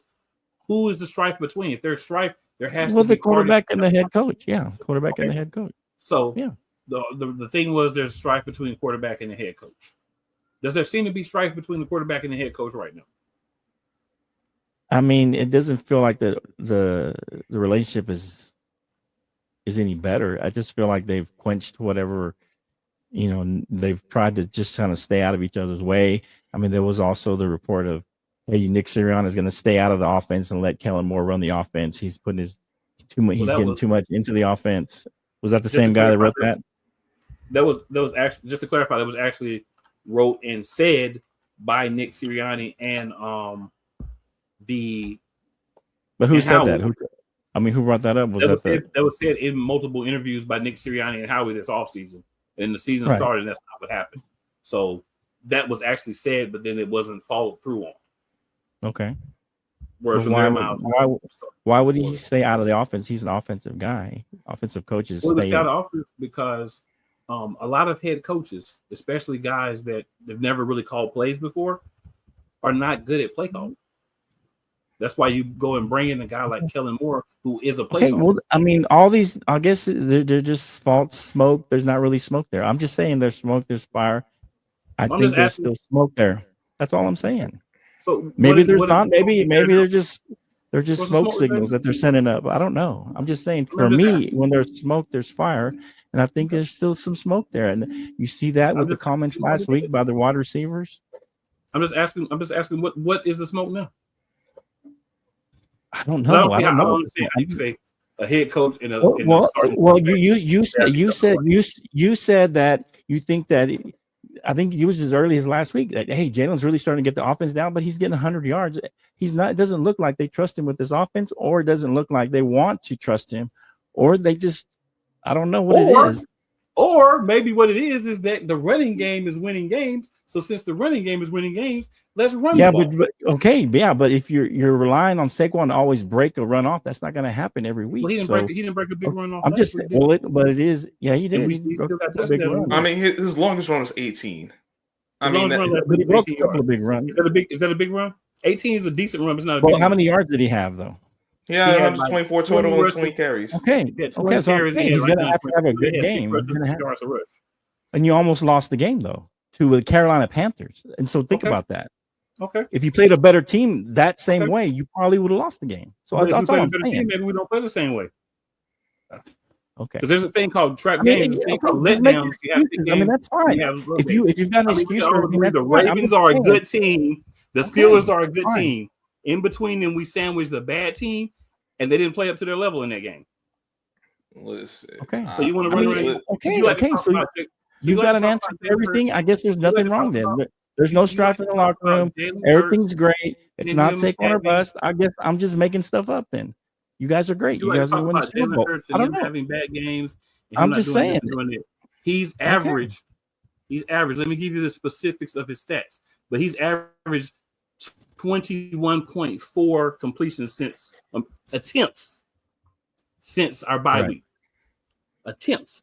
So what that tells me is that, like he said, like everyone else, they went to the run. Now, when you go to the run, here's where you start to have problems. As I alluded to earlier, here's where the problems start to have it. You've got a number one receiver that wants the ball in A.J. Brown. If you're throwing the ball an average of 21.4, so let's roll it to 22 times a game. How many of those throws can go to your number one receiver? I think we agree reasonably about 8. Attempts, not completions, attempts. You've got Devontae Smith who's a number 2. You're going to give him another 5 to 7. Your wide receiver saying there's what's the problem with the Eagles is passing. He didn't say the passing game. He said passing. So who's that point to? All right. So thank you for bringing it up. Thank you. If you listen to the second interview that AJ Brown did, once he calmed down, he clarified. Well, of course, you're always going to walk stuff back. When he said passing, what he was referring to is the fact that there's not a lot of passing. Fine, cool, nothing's wrong. Okay, I'm not saying that there's nothing wrong. You guys are fine. No, I mean, you've got an answer for everything all the concerns that I say I have for them. You've got an answer for it, so nothing's wrong. May not be the right concerns. I don't expect there's no concern then. You guys are great. You're going to make a run. You're going to be more like, I hear somebody out here say something, so I'm going to jump on that and I'm going to ride with that. And that's what happens to a lot of people, including yourself. So let me educate you on what's happening with the Philadelphia Eagles. The receivers are not happy because of this change in philosophy, nor should they be. And he doesn't sound like I don't think Kellen Moore's happy either. I don't think he is because he's not getting to run the offense that he wants to run because he's still got a meddling head coach that said, I'm going to step away, but didn't. So you have. So there is strife there, what you're saying. There is strife between Kellen Moore, I believe, and Nick Sirianni, which you didn't mention. You didn't mention anything about that. Well, I said there's strife somewhere. I said there's smoke, there's fire. That could be anywhere. That was my opinion where I thought it was. If you throw it could be anywhere. When you see smoke, you don't actually know what's in the kitchen or it's in the restroom or you don't know, but there's smoke somewhere. That's all I'm saying. If you're throwing poop at the wall, of course something's going to stick. But I'm attempting to educate you, my friend. So, there is smoke. I believe the strife is there because I never said there wasn't. Okay. I believe so the stripe that is there is between Nick Sirianni, Kellen Moore. That's scrolling down to Jalen Hurts because I believe, as I've said before on here and on all other platforms, you're getting two different things. You're getting this from Nick. You're getting this from Kellen Moore. You got this guy in one ear saying, let's do this. You got this guy in this ear saying, let's do it. Here's the thing. Are you concerned about any of this? Well, I haven't told you, so I can't tell you if I'm concerned if you don't know what I'm going to be concerned about or not. Okay. I'm just saying any of this. I got to have the opportunity to explain what I'm concerned about first. Okay. So I think that's the issue. I think the fact that there are less throws now. So if you're back to what I was saying before, average of 22, when we round up to make it a whole number, 22 attempts a game. There's very few quarterbacks in this league that make every throw. So if you're only about 22 attempts a game, we'll say most games you're getting about 8 on a good game to A.J. Brown. You're getting another 5 to 7 to Devontae Smith. We'll go on the high end and say that's 15 already. Grant Calcaterra / Dallas Goedert, whoever's playing there, is going to get probably 3, 4. We'll say 4 a game. Some games will be 5, but we'll just say 4 just for the numbers. So you got 8, you got 7, that's 15. You got 4, that's 19. You got an average of 22. That's 3 throws for somebody not named Devontae Smith, A.J. Brown, Grant Calcaterra. And then you have games where Saquon may get 2 or 3 of those throws. So if you're a wide receiver, especially the number 1 wide receiver, and you came into the season, you practiced all off season, you had the expectation that you were going to go out and run a Kellen Moore offense, and you're a Dallas Cowboys fan, so you know Kellen Moore likes to throw the ball, right? He likes to throw the ball. So if we're not throwing the ball but 20 times a game, is Kellen Moore in control of this offense? Based on what you see him do it everywhere else he's been the OC, I'm going to say no. So if Kellen Moore was brought in to be the OC and he's not allowed to properly do that job, and we're seeing things that as an Eagles fan, you know, is from years past when Nick Sirianni has had a heavy hand to play calling. That's my season-long concern. My season-long concern is there a point that Nick Sirianni is going to say, Kellen Moore, go out and run your offense?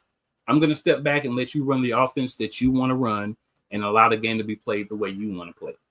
The other concern is Nick Sirianni has always believed he was the smartest man in the room. So he was a guy that will purposefully not do enough during the season to try to have these wonderful new plays and play callings and formations for the playoffs. But they are getting practice in game situations because he's too smart to do that. So, yeah, I do have concerns about the team. My concerns are head coach, coordinator, being synergistic to make the offense run as efficiently as they can, and it's not. Because all Nick Sirianni wants to do is throw the ball down the field. All he wants to do is long throws down the field. Hold the ball, wait, get the ball down the field. Who's making them not do it? Because is it just that? Is it the GM? Is it the owner? I don't know. No one. If that's what he wants to do, that's what Kellen wants. They both want to do that. Why are they running it more? But Kellen will also say, you know what? Now I've seen him do this when he was in Dallas, and I've seen him do this when he was in with the Chargers. Kellen will also throw the ball to who's open. Kellen will also say, let's get the yards 3, 4, 5, 6 at a time as well through the pass game. Let's lose the pass game as like a extension of the running game where we're throwing short balls. I've seen him do that at every stop he's been at, except for here. So if he's not doing something that's a big part of his offense, from historically speaking, then I would say there's someone saying, no, we're not going to do that. No, that's not the way we're going to run the offense in Philadelphia. And I would say that that's Nick Sirianni. I would say Nick Sirianni has decided, Saquon's having a good year, so we're just going to ride Saquon. Let's ride Saquon. And that's not a bad thing, but there are going to be times, and I've told you this in the past, I agree with you, there are going to be times where you need to use the pass more. If a guy never throws the ball, if a guy is not receiving the ball, and he's getting out of the mindset of look for the ball every play, and he's getting frustrated because there are only 22 opportunities a game for him to catch the ball, and he knows that he's only going to get 7 or 8, maybe 9, and 2 or 3 of those, there's miscommunication. I'm thinking I'm going in, you're thinking you're going out. Yeah, you're going to have times where right there in that moment, that person gets mad. Some people are going to blow up. Some people are going to go sit by themselves or whatever. But what even the media in Philadelphia, because they like to keep a lot of, I'm going to say spit up, because, you know, the way I like to do on the show. Mm-hmm. They like to keep spit up in Philadelphia. So they make a big story out of small things, but they don't talk about the causes of those things.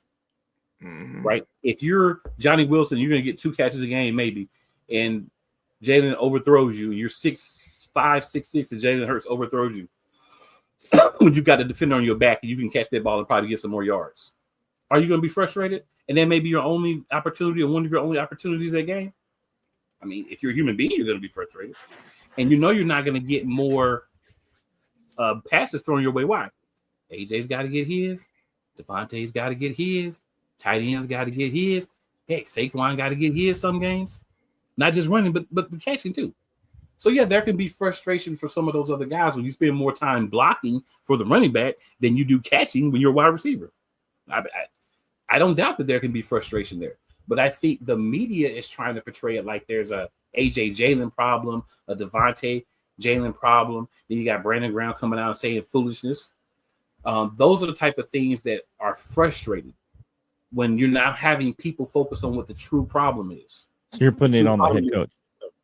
Well, I'm not putting it on just the head coach, but he's part of the problem because of what he's interfering in the offense and forcing a change in the offense, which may have been for the best, but that still is a change. You bought me into the system. You practiced me all offseason, having me believe we're going to play it one way. Season starts, we're 2-2 after the first 4 games, and we switch it. I'm a good soldier. I got to go along with it. But 6, 7, 8, 9 weeks into that, you're going to get a little frustrated.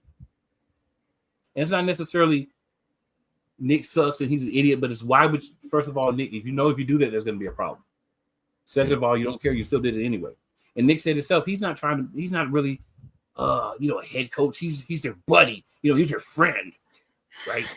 He said this past week, I coach like we're friends. Like we get respect because we're friends. I don't believe there's not strong locker room presence from the coaching staff other than Vic Fangio and Jeff Stoutland. I think those are the only 2 strong forces in the locker room on the coaching staff. These are the type of things that concern me. Jalen having 108 yards doesn't concern me in the game where we win. Now, if we lose that game, I'm really still not concerned, honestly, because that's what trap games are. Trap games are games that you can and oftentimes do lose because you're looking past that team. I feel like they bought the media hype. Eagles are going to go out there and win by 30 points, 3 touchdowns, and the line was, I think, 14 or 17. That's not realistic NFL play. These are NFL teams. The Giants are an NFL team. The Panthers, all these teams that may not be playing as well, they're still in the NFL teams. And any given Sunday, anybody can beat you. But those are my concerns. So there are concerns on the teams, but they're not what I feel like people are being fed. But there are concerns. This is not a perfect team. But they're still finding ways to win, even with those things going on. Yeah, that's the one thing I can say. That's the one thing I was concerned about at the beginning of the year, and I'm still concerned about now. Is you 3 guys. Now, Nick Angio's is holding up on his end, so I'm not as concerned about him as I was coming in. But your head coach is still Nick Sirianni, and that always worries me. And Kellen Moore, and if he's not getting to run what he wanted to run, and you got the conflict there, that strife there, that does become a concern too. And it feels like sometimes he does get to run when he wants, but sometimes he doesn't. And you can tell, like in the games, like you see the Eagles do something, you say, okay, the offense is starting to flow a little bit, but then you see something happen, like, why would you do that? And it doesn't look like the same person is calling plays. The same person isn't calling plays. He said, Sirianni said a couple of times he went to Vic Fangio and gave him some ideas for the defense. And basically Vic Fangio was like, he did what he wanted to do.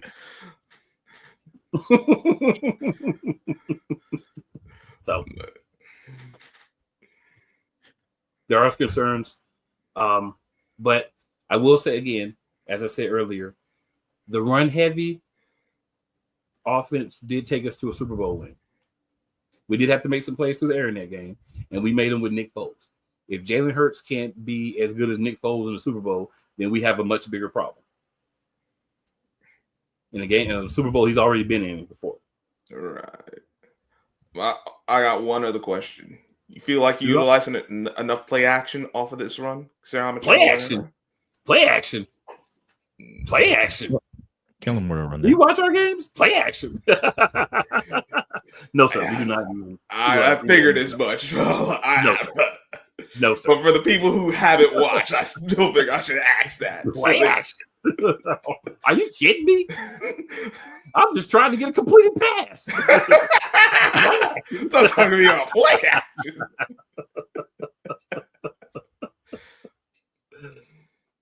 Flo, any other questions or thoughts, sir? No, I'm just, I don't know. I mean, I know you have Saquon, but at some point you have to throw the ball. So he's on pace to be his lowest completion, lowest attempts in his career. And most people think that first complete season, he didn't play very well, and he's on pace to have his lowest attempts and completions. Yeah, I mean, look at it since they came off the bye. There's been no game he's passed over 30 times. Only once he's passed over 25 times. I'm just saying that. I just, maybe it's just Sirianni trying to get involved. Maybe part of it's Kellen Moore doesn't think he can run the offense he wants him to run. I don't know.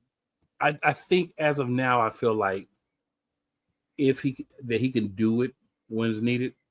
But there is the part of you that always says, if you don't do it a lot and you get used to not doing it a lot, and you ask him, is he going to be able to just pull it out just like that? And I mean, honestly, there is that. I can't sit here and say, there's no concerns because he's only throwing the ball 21 times a game, 22 times a game. You get in a game where you need 40 throws, it's like, this dude be throwing like 20 times a game. Now you want to throw 40? Like, there's those are concerns. Right. And also his running. I feel like he needs to run situationally better. I feel like when he's in the game, you see sometimes he'll go to the line and then he hesitates and he tries to run. Against teams that don't have great interior defenders, that can work. But even the Giants, when they're healthy, right, they weren't having that crap. We played the Cowboys. They weren't letting him sit in the pocket and then kind of do a little deer gallop for 2-3 yards and then decide to run. They weren't having that. The Ravens weren't having it. Like, teams were not having that. And there's times where he didn't do that. There have been games where he was precise and he's hitting routes and he's throwing you open. And there's been games where you just like. So with his running, you think he's been indecisive? Yes. And I want to be clear. Does he feel indecisive in the throwing, like he's holding on too much to the ball? Yes. He's definitely holding on to the ball too much. There are times where it's fine. Like a lot of Eagles fans that are complaining want to bring up the throw that I was just referencing, where he was throwing the ball to Johnny Wilson. A.J. Brown was open on the side. A.J. Brown was open at that particular moment. But what they're not showing on the film when they're showing it is the fact that the defense realized A.J. Brown was open, and they were unequivocally and quickly getting over there to him. Because every defense that we play, they're focusing the passing game on number 11. Mm-hmm. They'll live with Devontae Smith on their second corner on Devontae Smith. They're putting help over the top. A lot of times that help is going on A.J. Brown. They're putting help underneath. A lot of times it's going on A.J. Brown. So because you don't want the quarterback to turn the ball over, which Jalen has only done, I believe, once since the break, since our bye week, you're going to have some safer throws. You're going to have some throws where maybe throws out of bounds. So you're like, why would he just throw it out of bounds? We had this guy open. I think as a quarterback, you're seeing the field in real time. When we're watching the play from the overview angle after the play or the all 22 review, you're able to slow down the play and show it in slow-mo, right? Like the touchdown he threw to Devontae Smith and everybody's crying because A.J. Brown was open. In real speed, you probably see a guy coming toward AJ and saying, by the time I deliver that ball, AJ might not be open. I know Devontae can win on that out route, so I'm going to throw that ball to where I know he can win, and I've already made the decision. Do you think that's on AJ? Jalen, as far as maybe his processing isn't as fast as it needs to be. Yeah, Anticipation and processing the play. Yeah, these are all things that I think he can get better at. I don't think that he's the best version of Jalen Hurts that we've ever seen this year by far. But again, I think that that's due to just a little bit of a struggle, right? You got different philosophies hitting you at the same time. And when you're on the field, you're trying to process between different philosophies. Because if you look back to our Super Bowl year, right, he played a lot better at just decisions and throwing the ball. That was the year that the offense was giving year 2 to Shane Steichen. First year, he wouldn't get an offensive Steichen. He let him call some after I think about week 10 or so. He started letting him call some. But in year 2, he really kind of handed the offense over to Shane Steichen. So I feel like it may be a similar process with Kellen Moore, that he's one of these coaches that year 1, he wants to kind of meddle more in the offense because he feels like he knows what's best. Doesn't always, but he feels like he knows what's best. And he kind of gets more involved than you'd want the head coach when you have a guy who can call the plays and call the game. And if you got a rookie OC or a guy that doesn't really call plays, like you had last year with Brian Johnson, I understand you getting a little bit more involved. Whether I like it or not, you kind of have to because he doesn't have that background.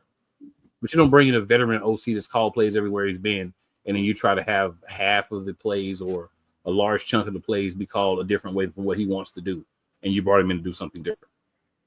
That's one of my big concerns. We found ways to get around it. The defense has been great. He doesn't really bother the defense because I think Vic Fangio is just kind of like, get out of here. You know, he's an OG. He's going to do what he wants to do. But when we've been our best, I won't just say Super Bowl, but when we've been our best, we've had a really good defense. We've ran the ball, and we've made the plays in the air when we needed to. So far this year, we've proven we've got a really good defense, and we can run the ball. To your point, Flo, when the times come and we have to throw the ball, can we get it done? That's going to be the question. I believe we can, but I have to see it just like everybody else has to see it. That's the concern. Yeah. And to your point with Jalen Hurts, like reading some of the receivers and the defenses, listen, there's going to be plays you're going to be like, hey, this guy was open. But where's the quarterback starting his read from? And then how, like, because there's different ways quarterbacks go about it.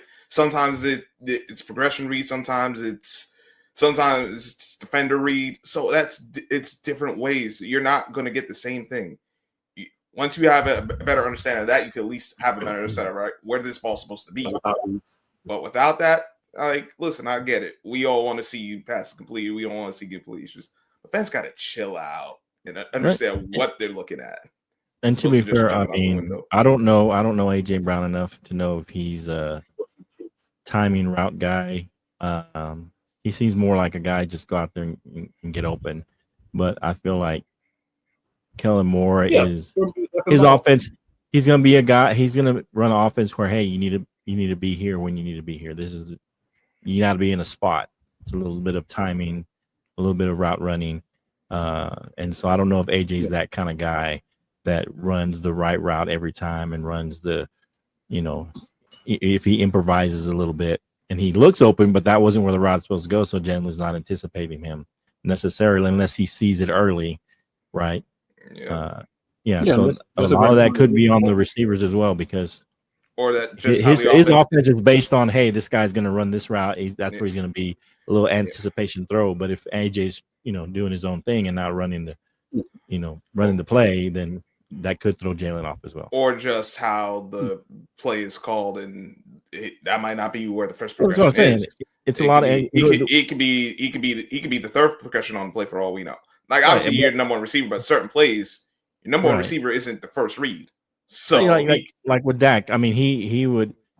They were all anticipation plays, and a lot of them were he knows where the receiver is going to be. But if your receiver's not just put the ball there. Yeah. Right. And they're going to throw a pick or you're going to want to throw it and you can't because he's running something different than what the play was supposed to do. So he doesn't throw it to him because he's improvising too much. I don't know. Yeah. I know some of the routes that they have like the break off, like you're starting a route and then you can break off and go. Mm-hmm. So if I'm anticipating as the quarterback, like you were saying, that it's going to be a 7-yard slant, I drop back, I get ready to make the throw. I look over there, and you done broke it off, and you go on the field. Now I've got to recock. I may have to look at another guy because that's not the. You weren't ready for it. You weren't ready for that. Yeah. Right. Yeah. So there's some of that. I think that goes on every team too. I mean, we can sit there for 2 hours. I know his offense a little bit. So I know what he tries to do. So yeah, a little bit, but yeah, that's fair. I mean, it happens. We got a lot of concerns for sure. Hey, as long as you guys lose in the first round, I'm good. Oh, we won't lose in the first round. I said as long as you lose. You won't be good. Yeah, you won't. You'll feel like you did last week against Cincinnati. Or maybe second round. I'm good with the second round too. They won't be there either. I think, man. If I'm honestly speaking, the way things set right now, I'm confident we could beat Washington in the first round. Second round, we wouldn't play the Lions, right? We wouldn't play the Lions until what about the old adage? You can't. It's hard to beat a team 3 times. I don't think we'll beat them the second time. I don't think we're going to beat the Commanders. What if you beat them the second time? What if you beat them the second time? Oh, then we're just going to sweep them. Oh, okay. Get the brooms out. Okay. Yeah. But I think I looked at this and I said, there's going to be at least one more loss, right? We're not going to go through the rest of the season undefeated, I don't think. So in order for us to get the first seed, whether it's the Commanders or somebody else, I could be wrong, but I'm thinking we're going to catch an L somewhere between the Steelers and then going back through the division. It's hard to sweep the division, as you know, right? It's hard to sweep the division. Right. So I think between the Steelers game and the 3 divisional games we have to lose the finish the year. I think if Detroit gets a loss before you guys do, I think you want to win all those, right? You want to try and win those. You want to win on the games, but it's hard to do.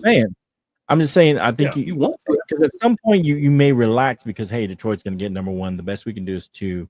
You kind of relax as a team a little bit because even if you win out, you're not going to get any higher than 2. You know what I mean? Right. And so you tend to relax a little as a team. So I feel like if Detroit loses, that helps you because that helps you. Hey, man, let's keep the keep the pedal down. Let's try and win all these, and we can possibly get the first place. Everything goes through Philly that way. But that's a good point. That's a good point. But I will say, sadly enough, Jalen Hurts has played a lot better on the road than at home this year. But we may want to be on the road if we make it to the NFC Championship. We might want to be on the road. Mm-hmm. Season's not over. Everything can change. Right. I mean, listen. Once you get to the playoffs, you playing well. You don't care where you at. That's just true. But for some teams, they really do like. But for some teams, they really do play better on the road, and they get in that road warrior mentality, and it's a different animal, dog. Because I can tell you about that. He's the main guy that I feel like just. For whatever reason, because I feel like the rest of the offense, you run the ball, that travels anywhere, home or the road, you run the ball. You got guys that normally catch the ball. Every once in a while, AJ will drop a ball. Smitty's more likely to drop a ball, but I think that's more of a just body thing. Like he's so small that it's easy to get around him and fight him for the ball, juggle the ball, hit the ball loose before he can bring in and do a football move just because of the size thing. There's nothing you can do about your size. So I think it's more just who you're throwing to. Smith is the better route runner. So if you want more preciseness, you're probably going to want to go to Smith a little bit more. A.J. Brown can run routes, but the physicality. If you throw the ball up where he can catch it, I mean, a lot of times he's going to go get it. But if you're looking for a precise timing route, he may not be your first read. So those things do play a part as well. But we'll move on, guys, just because we want to get to these and do some quick picks for next week. I don't think these are games where we really got to personally spend a lot of time. Dallas, you're first. Wow. 3-10 Panthers, 5-8 Cowboys. I'm gonna go Cowboys. I think you guys win this game. The Panthers real scrappy, but they can't finish with that win. That's where they have to learn and grow from. Scrub, who you got? Yeah. I got Cowboys. They're on the road. They're a better road team than home team, and there you have it. Okay. Flo, who you got? Carolina, they're begging for a win, and I feel like, they're right there, and I feel like Bryce Young is really playing better, even in losses, and they're right there. Even with the Eagles, they were one play away from possibly winning that game. Yeah, they were. And so I'm gonna go. Maybe we lose this one. It's a letdown game from it because it was a pretty emotional loss. That last game, it's one we possibly lose, and then if we're able to come back and show some more fight, then I think we might be able to win out. But I think if we lose this one, then it just kind of goes downhill from there. And Carolina's, despite losing all those games, I feel like they're positive because they feel like they have their quarterback now, and I feel like even though they're losing, they were already losing for a while, and I think they feel like they're playing better. They finally have their quarterback now. I think of the future, they feel like a little better about that. And we've had we lost Overshown. That's a big loss. It was a big play. We lost basically on one play. And so I just feel this might be kind of a letdown game but maybe we were able to come back. If we win it, that's fine. That'd be great. But I just feel like this is one that things start to snowball for us. All right. And then we've got the 85 Commanders at the 5-8 Saints. I'm definitely going to go Commanders on this one coming off the bye. The Saints, there's a reason they're 5-8. Carr may or may not play. I think he's going to at least try to go out there and give it a go, but it looked pretty banged up last week, so we'll see how that goes. I don't know. The Saints might try to start somebody else, but I just feel like the Commanders are a far better team than the Saints, and one thing that they have done this year is beat up on the teams that they should beat up on. Flo, who you got on this one? I tend to agree. Without Carr, it's going to be tough to win this game. I don't know if he gives it a go. Even so, I feel like he may not be the same. He may not be 100% healthy, even if he gives it a go. Like you said, the Commanders usually beat the teams they're supposed to. At least this season they have played well against them. And they're supposed to beat the Saints, especially the way they're kind of banged up and they may not have their quarterback. So I feel like, I wouldn't be sad if they lost, but I feel like the Commanders should win this game. Scrub? I got the Commanders. Derek Carr is officially doubtful on the injury report. They're going to start Hayner, apparently. At least that's the plan, too. Even if Carr started, where the Saints are as a team right now, I ain't really got too much faith in them. I think this is a game that Washington can go on the road, win, feel good about themselves, making this push at least the final 4 weeks. Fair enough. All right, then we've got the 8-5 Ravens at the New York Giants, who are 2-11. I'm gonna go Ravens. Flo, you got? I'm just gonna say I'm gonna go Ravens. I don't. The Ravens have struggled, so this feels like one of the ones that you expect the Giants to lose and they end up pulling it out somehow. I still think the Ravens win, but I feel that they're going to cover. It's going to be a closer game, so I feel like they're going to cover. But in my heart of hearts, I feel like they might win this game just because I know Scrub probably wants them to lose.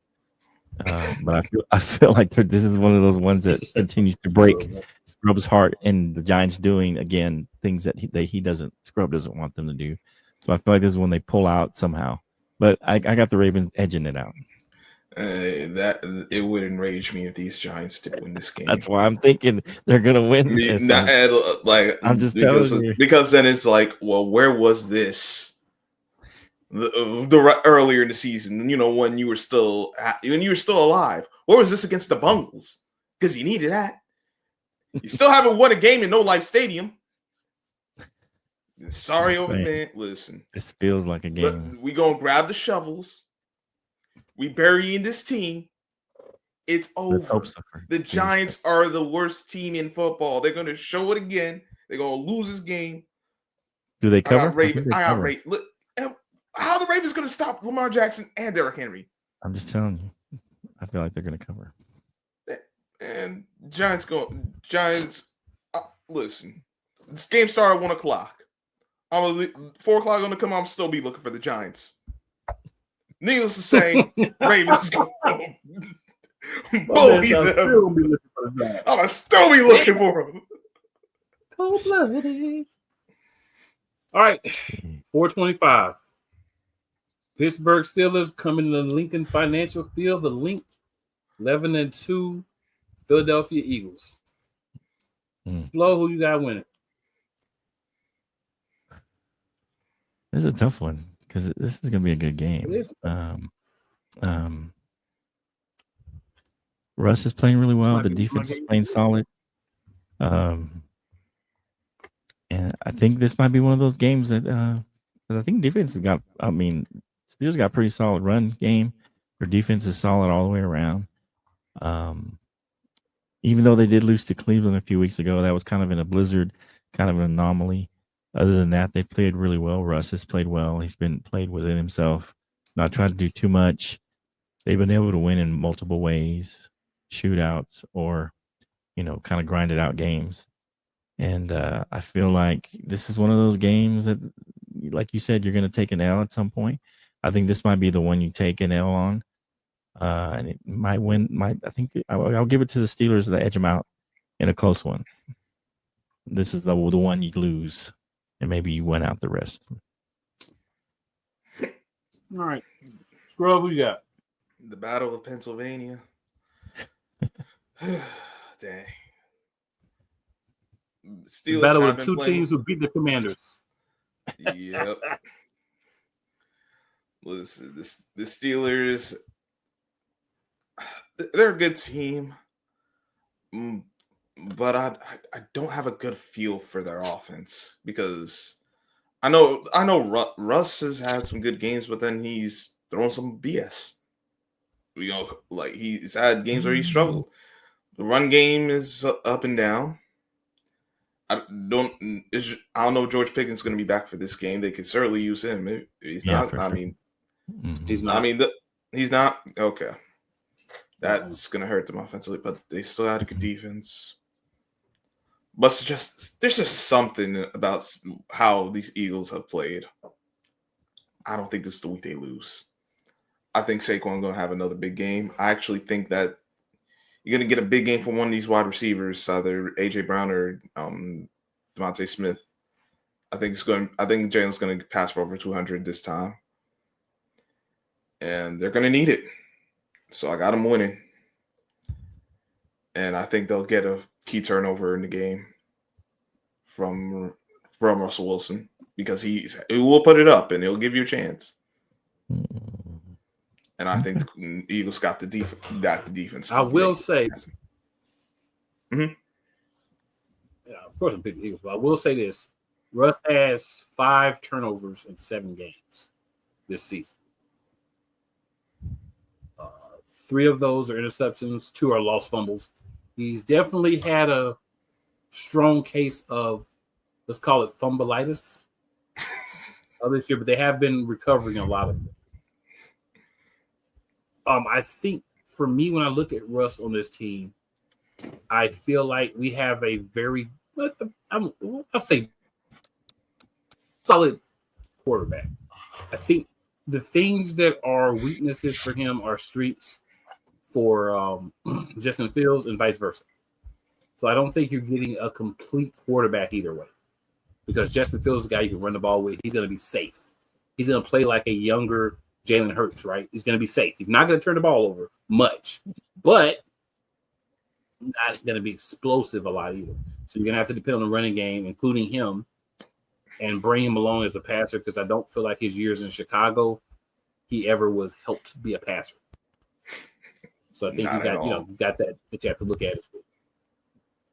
But I think when we go back to looking at Russell Wilson, he's not bad this year. He really can't throw the deep ball like he used to.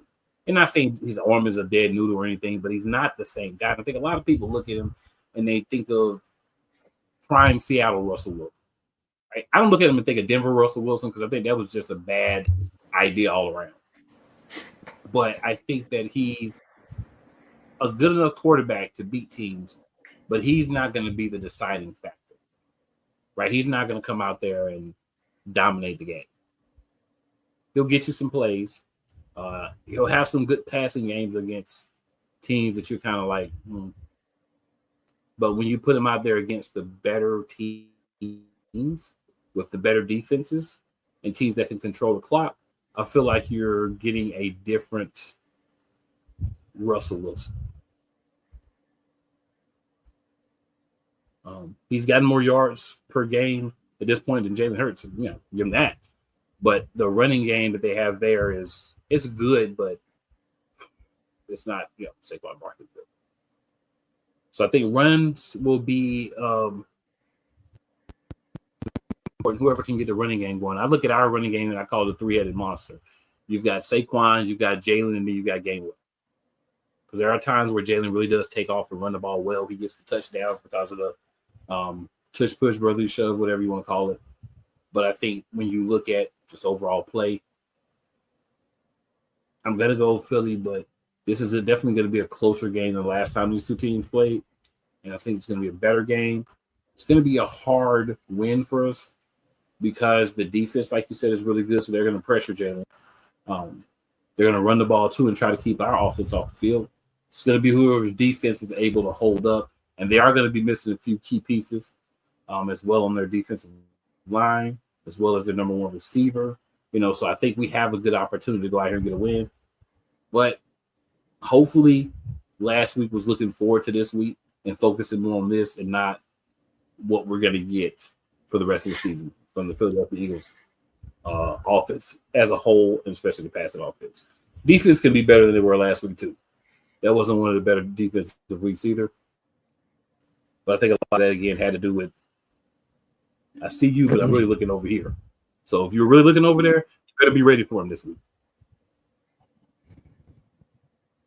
Any last thoughts, gentlemen?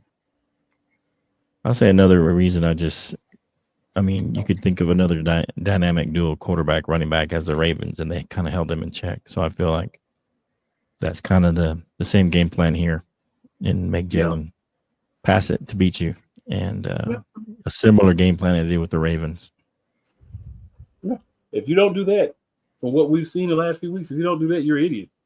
And you're not long for your job. That's what I'm saying. They kept them in check, and I think Lamar's is a more dynamic runner than Jalen. Absolutely. They were holding him in check. Absolutely. And I think Absolutely. and I think Henry is just as good as or almost comparable to I say he's almost as good as. I think the difference would be Henry's probably got a little bit more mileage on him. You got more mileage, and he's a different kind of back. He's a true power back. He does have good speed, but he's a true power back. Saquon is a true elusive one of the guy top who got some speeds. power to him. Top end speeds for the year on a run. Probably because he usually do. He has one of the top speed. I think the thing with he's him not though slow. is no, he's not slow. But I think he's got to get going. Yeah. He's a guy that if you're able to get him early, you can bring him down. Once he gets to running downhill, it definitely gets a lot harder. Same for Saquon too. You get him early. Yeah, you want to get him early, but Saquon's more shifty. He's a lot more elusive than. I think it's easier to bring down though once you grab him. Yeah, it's easier to bring down, but you got to catch him. Right. I don't know. We'll see. That's what I say. Two different kind of I backs. think it's harder to catch, but he's easier to bring down. Henry is harder to bring down, but he's gonna run at you, right? He's not gonna catch early, cut and spin. Yeah, he's gonna run at you. That's fair. But I think it's a comparable. Yeah, no, it is. It is. Comparable Just to type be of game fair, that you also got to know that they are two different. Like, yeah, they're comparable as far as what they can do, their ability. Right. Just how they go about it is different. But in those, I would say that they have the edge because you have a similar running backs in Saquon and King Henry, right? Mm-hmm. Similar yards for the season. Saquon's got about 200 more, but they're doing similar things. Yes. They're doing them differently, but they're doing similar things. Mm-hmm. The big difference is I do agree 100%, 1,000%, billion%. Lamar Jackson is a better runner than Jalen Hurts because he runs. He doesn't gallop, lollygag, and then decide to run. Every time he runs. Whether he gets sacked behind the line for a 5-yard loss or he gets a 15-yard gain, he's running the ball. And as far as passing, I think Lamar's been a more dynamic passer this year. He has because he has the And so ability. that's what I'm saying. And I think that's a similar game plan you have. Yeah, no, I agree. I think Lamar has the ability to stop, reset quickly, and throw that Jalen hasn't really done this year. When he runs, he's running. There's not a lot of I'm faking, I'm pump faking. It's like he's just gone. So right. I do agree, and I think that's one of the good things about wanting to throw the ball down the field so much. You get these big patches of open land that Jalen has opportunities to take advantage of. Yeah, that's it. And if we did play action, that would be so much better. But play action. Maybe that's a nickname. I can't stand some of those plays. I promise I can't stand some of those. Kellen more like play action in Dallas. I don't know. That's he like play action with the Chargers too. So I don't believe he got the feeling said play action is terrible. It's the devil. Right. I don't think you think like Bobby Boucher's mama about play action. I don't think that's what it is. But maybe there's smoke there. I don't know. There's definitely there's not even just smoke. There's fire in places. Okay, we need some fire extinguishers in a few places. But thankfully, they haven't burnt the team down yet. So not yet. They're putting them out just in time to get the W. It must be in there flaring back up from the embers after the game. Yeah, they don't just put it all the way out. They just let the embers burn. Maybe just pour some water on it, and then they have to run. They don't really get a chance to see if it's all the way out or not. All right. So my final thoughts. Expect the show from Lamar at No Life Stadium on Sunday. A show, really? A show. This is wild. Next victim, the New York Ants. Giants cover, possibly win. I think they will cover. Actually, okay. I think they will. Because the thing is, you can lose the game, but just be close. And I think they will do that. You know, I know Flo would be happy if they won, just so they would have the number one pick. No, I don't even care about that. I'm just saying, just because it would drive Scrub crazy. That's why. That's the only reason I want the Giants to win, because it would drive him nuts. I want to see his next week if they win. I just want to see him next week. I have to tell myself like all week, y'all, that the Jaguars actually won another game. Because in my mind, I don't believe it. I was like, I do not believe they won. I do not believe like they're like in 4th or 5th place on the draft. What are you talking about? Yeah, I don't believe it. I do not believe in my heart of hearts. Go look at it. Team, 3-win team. They're there. They're there. They are because they play the Titans, and the Titans are also a 3-win team. True. I've got to condition myself. Be open to some teams can suck and still win games, sir. Okay. Yeah, well, don't count on the No Life Stadium teams to win games, because both of them suck. Got to work on me this week, y'all. Got to work on me. But ladies and gentlemen, make sure you tell those 4 friends that you think are your friends and you think like you. And make sure you tell 4 people who may not like you to come and check out the NFC Beast. Just because they may or may not like you does not mean that they definitely won't like us, because they will. And switch up for December, we got friends, cousins, spouse, kids, parents, whoever that have lost people close to them. Whether it's a family member, their own parent, child, sibling, favorite cousin, favorite aunt, different things like that. Make sure you're checking on these people.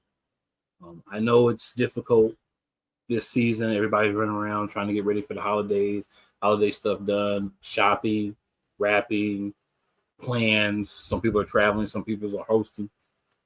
But take 5 to 10 minutes out and reach out to those family members that may be having a hard time, because I guarantee you, and I can tell you from experience, just from how many funerals I've been to in my family in the last 5 to 7 years, you would much rather talk to them, maybe have to go by and see them and cheer them up, and have to put on a black suit or a black dress and go say your final goodbyes earlier than need be.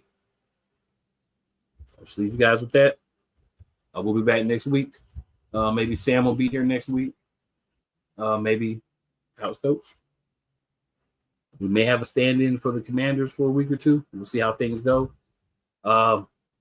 But we do know that most times these 3 gentlemen here you will see, and we will give you an entertaining show. because he wants to sit here and hear three people smile at each other and agree with everything that they say. You don't, we don't either. We'll see you guys next week.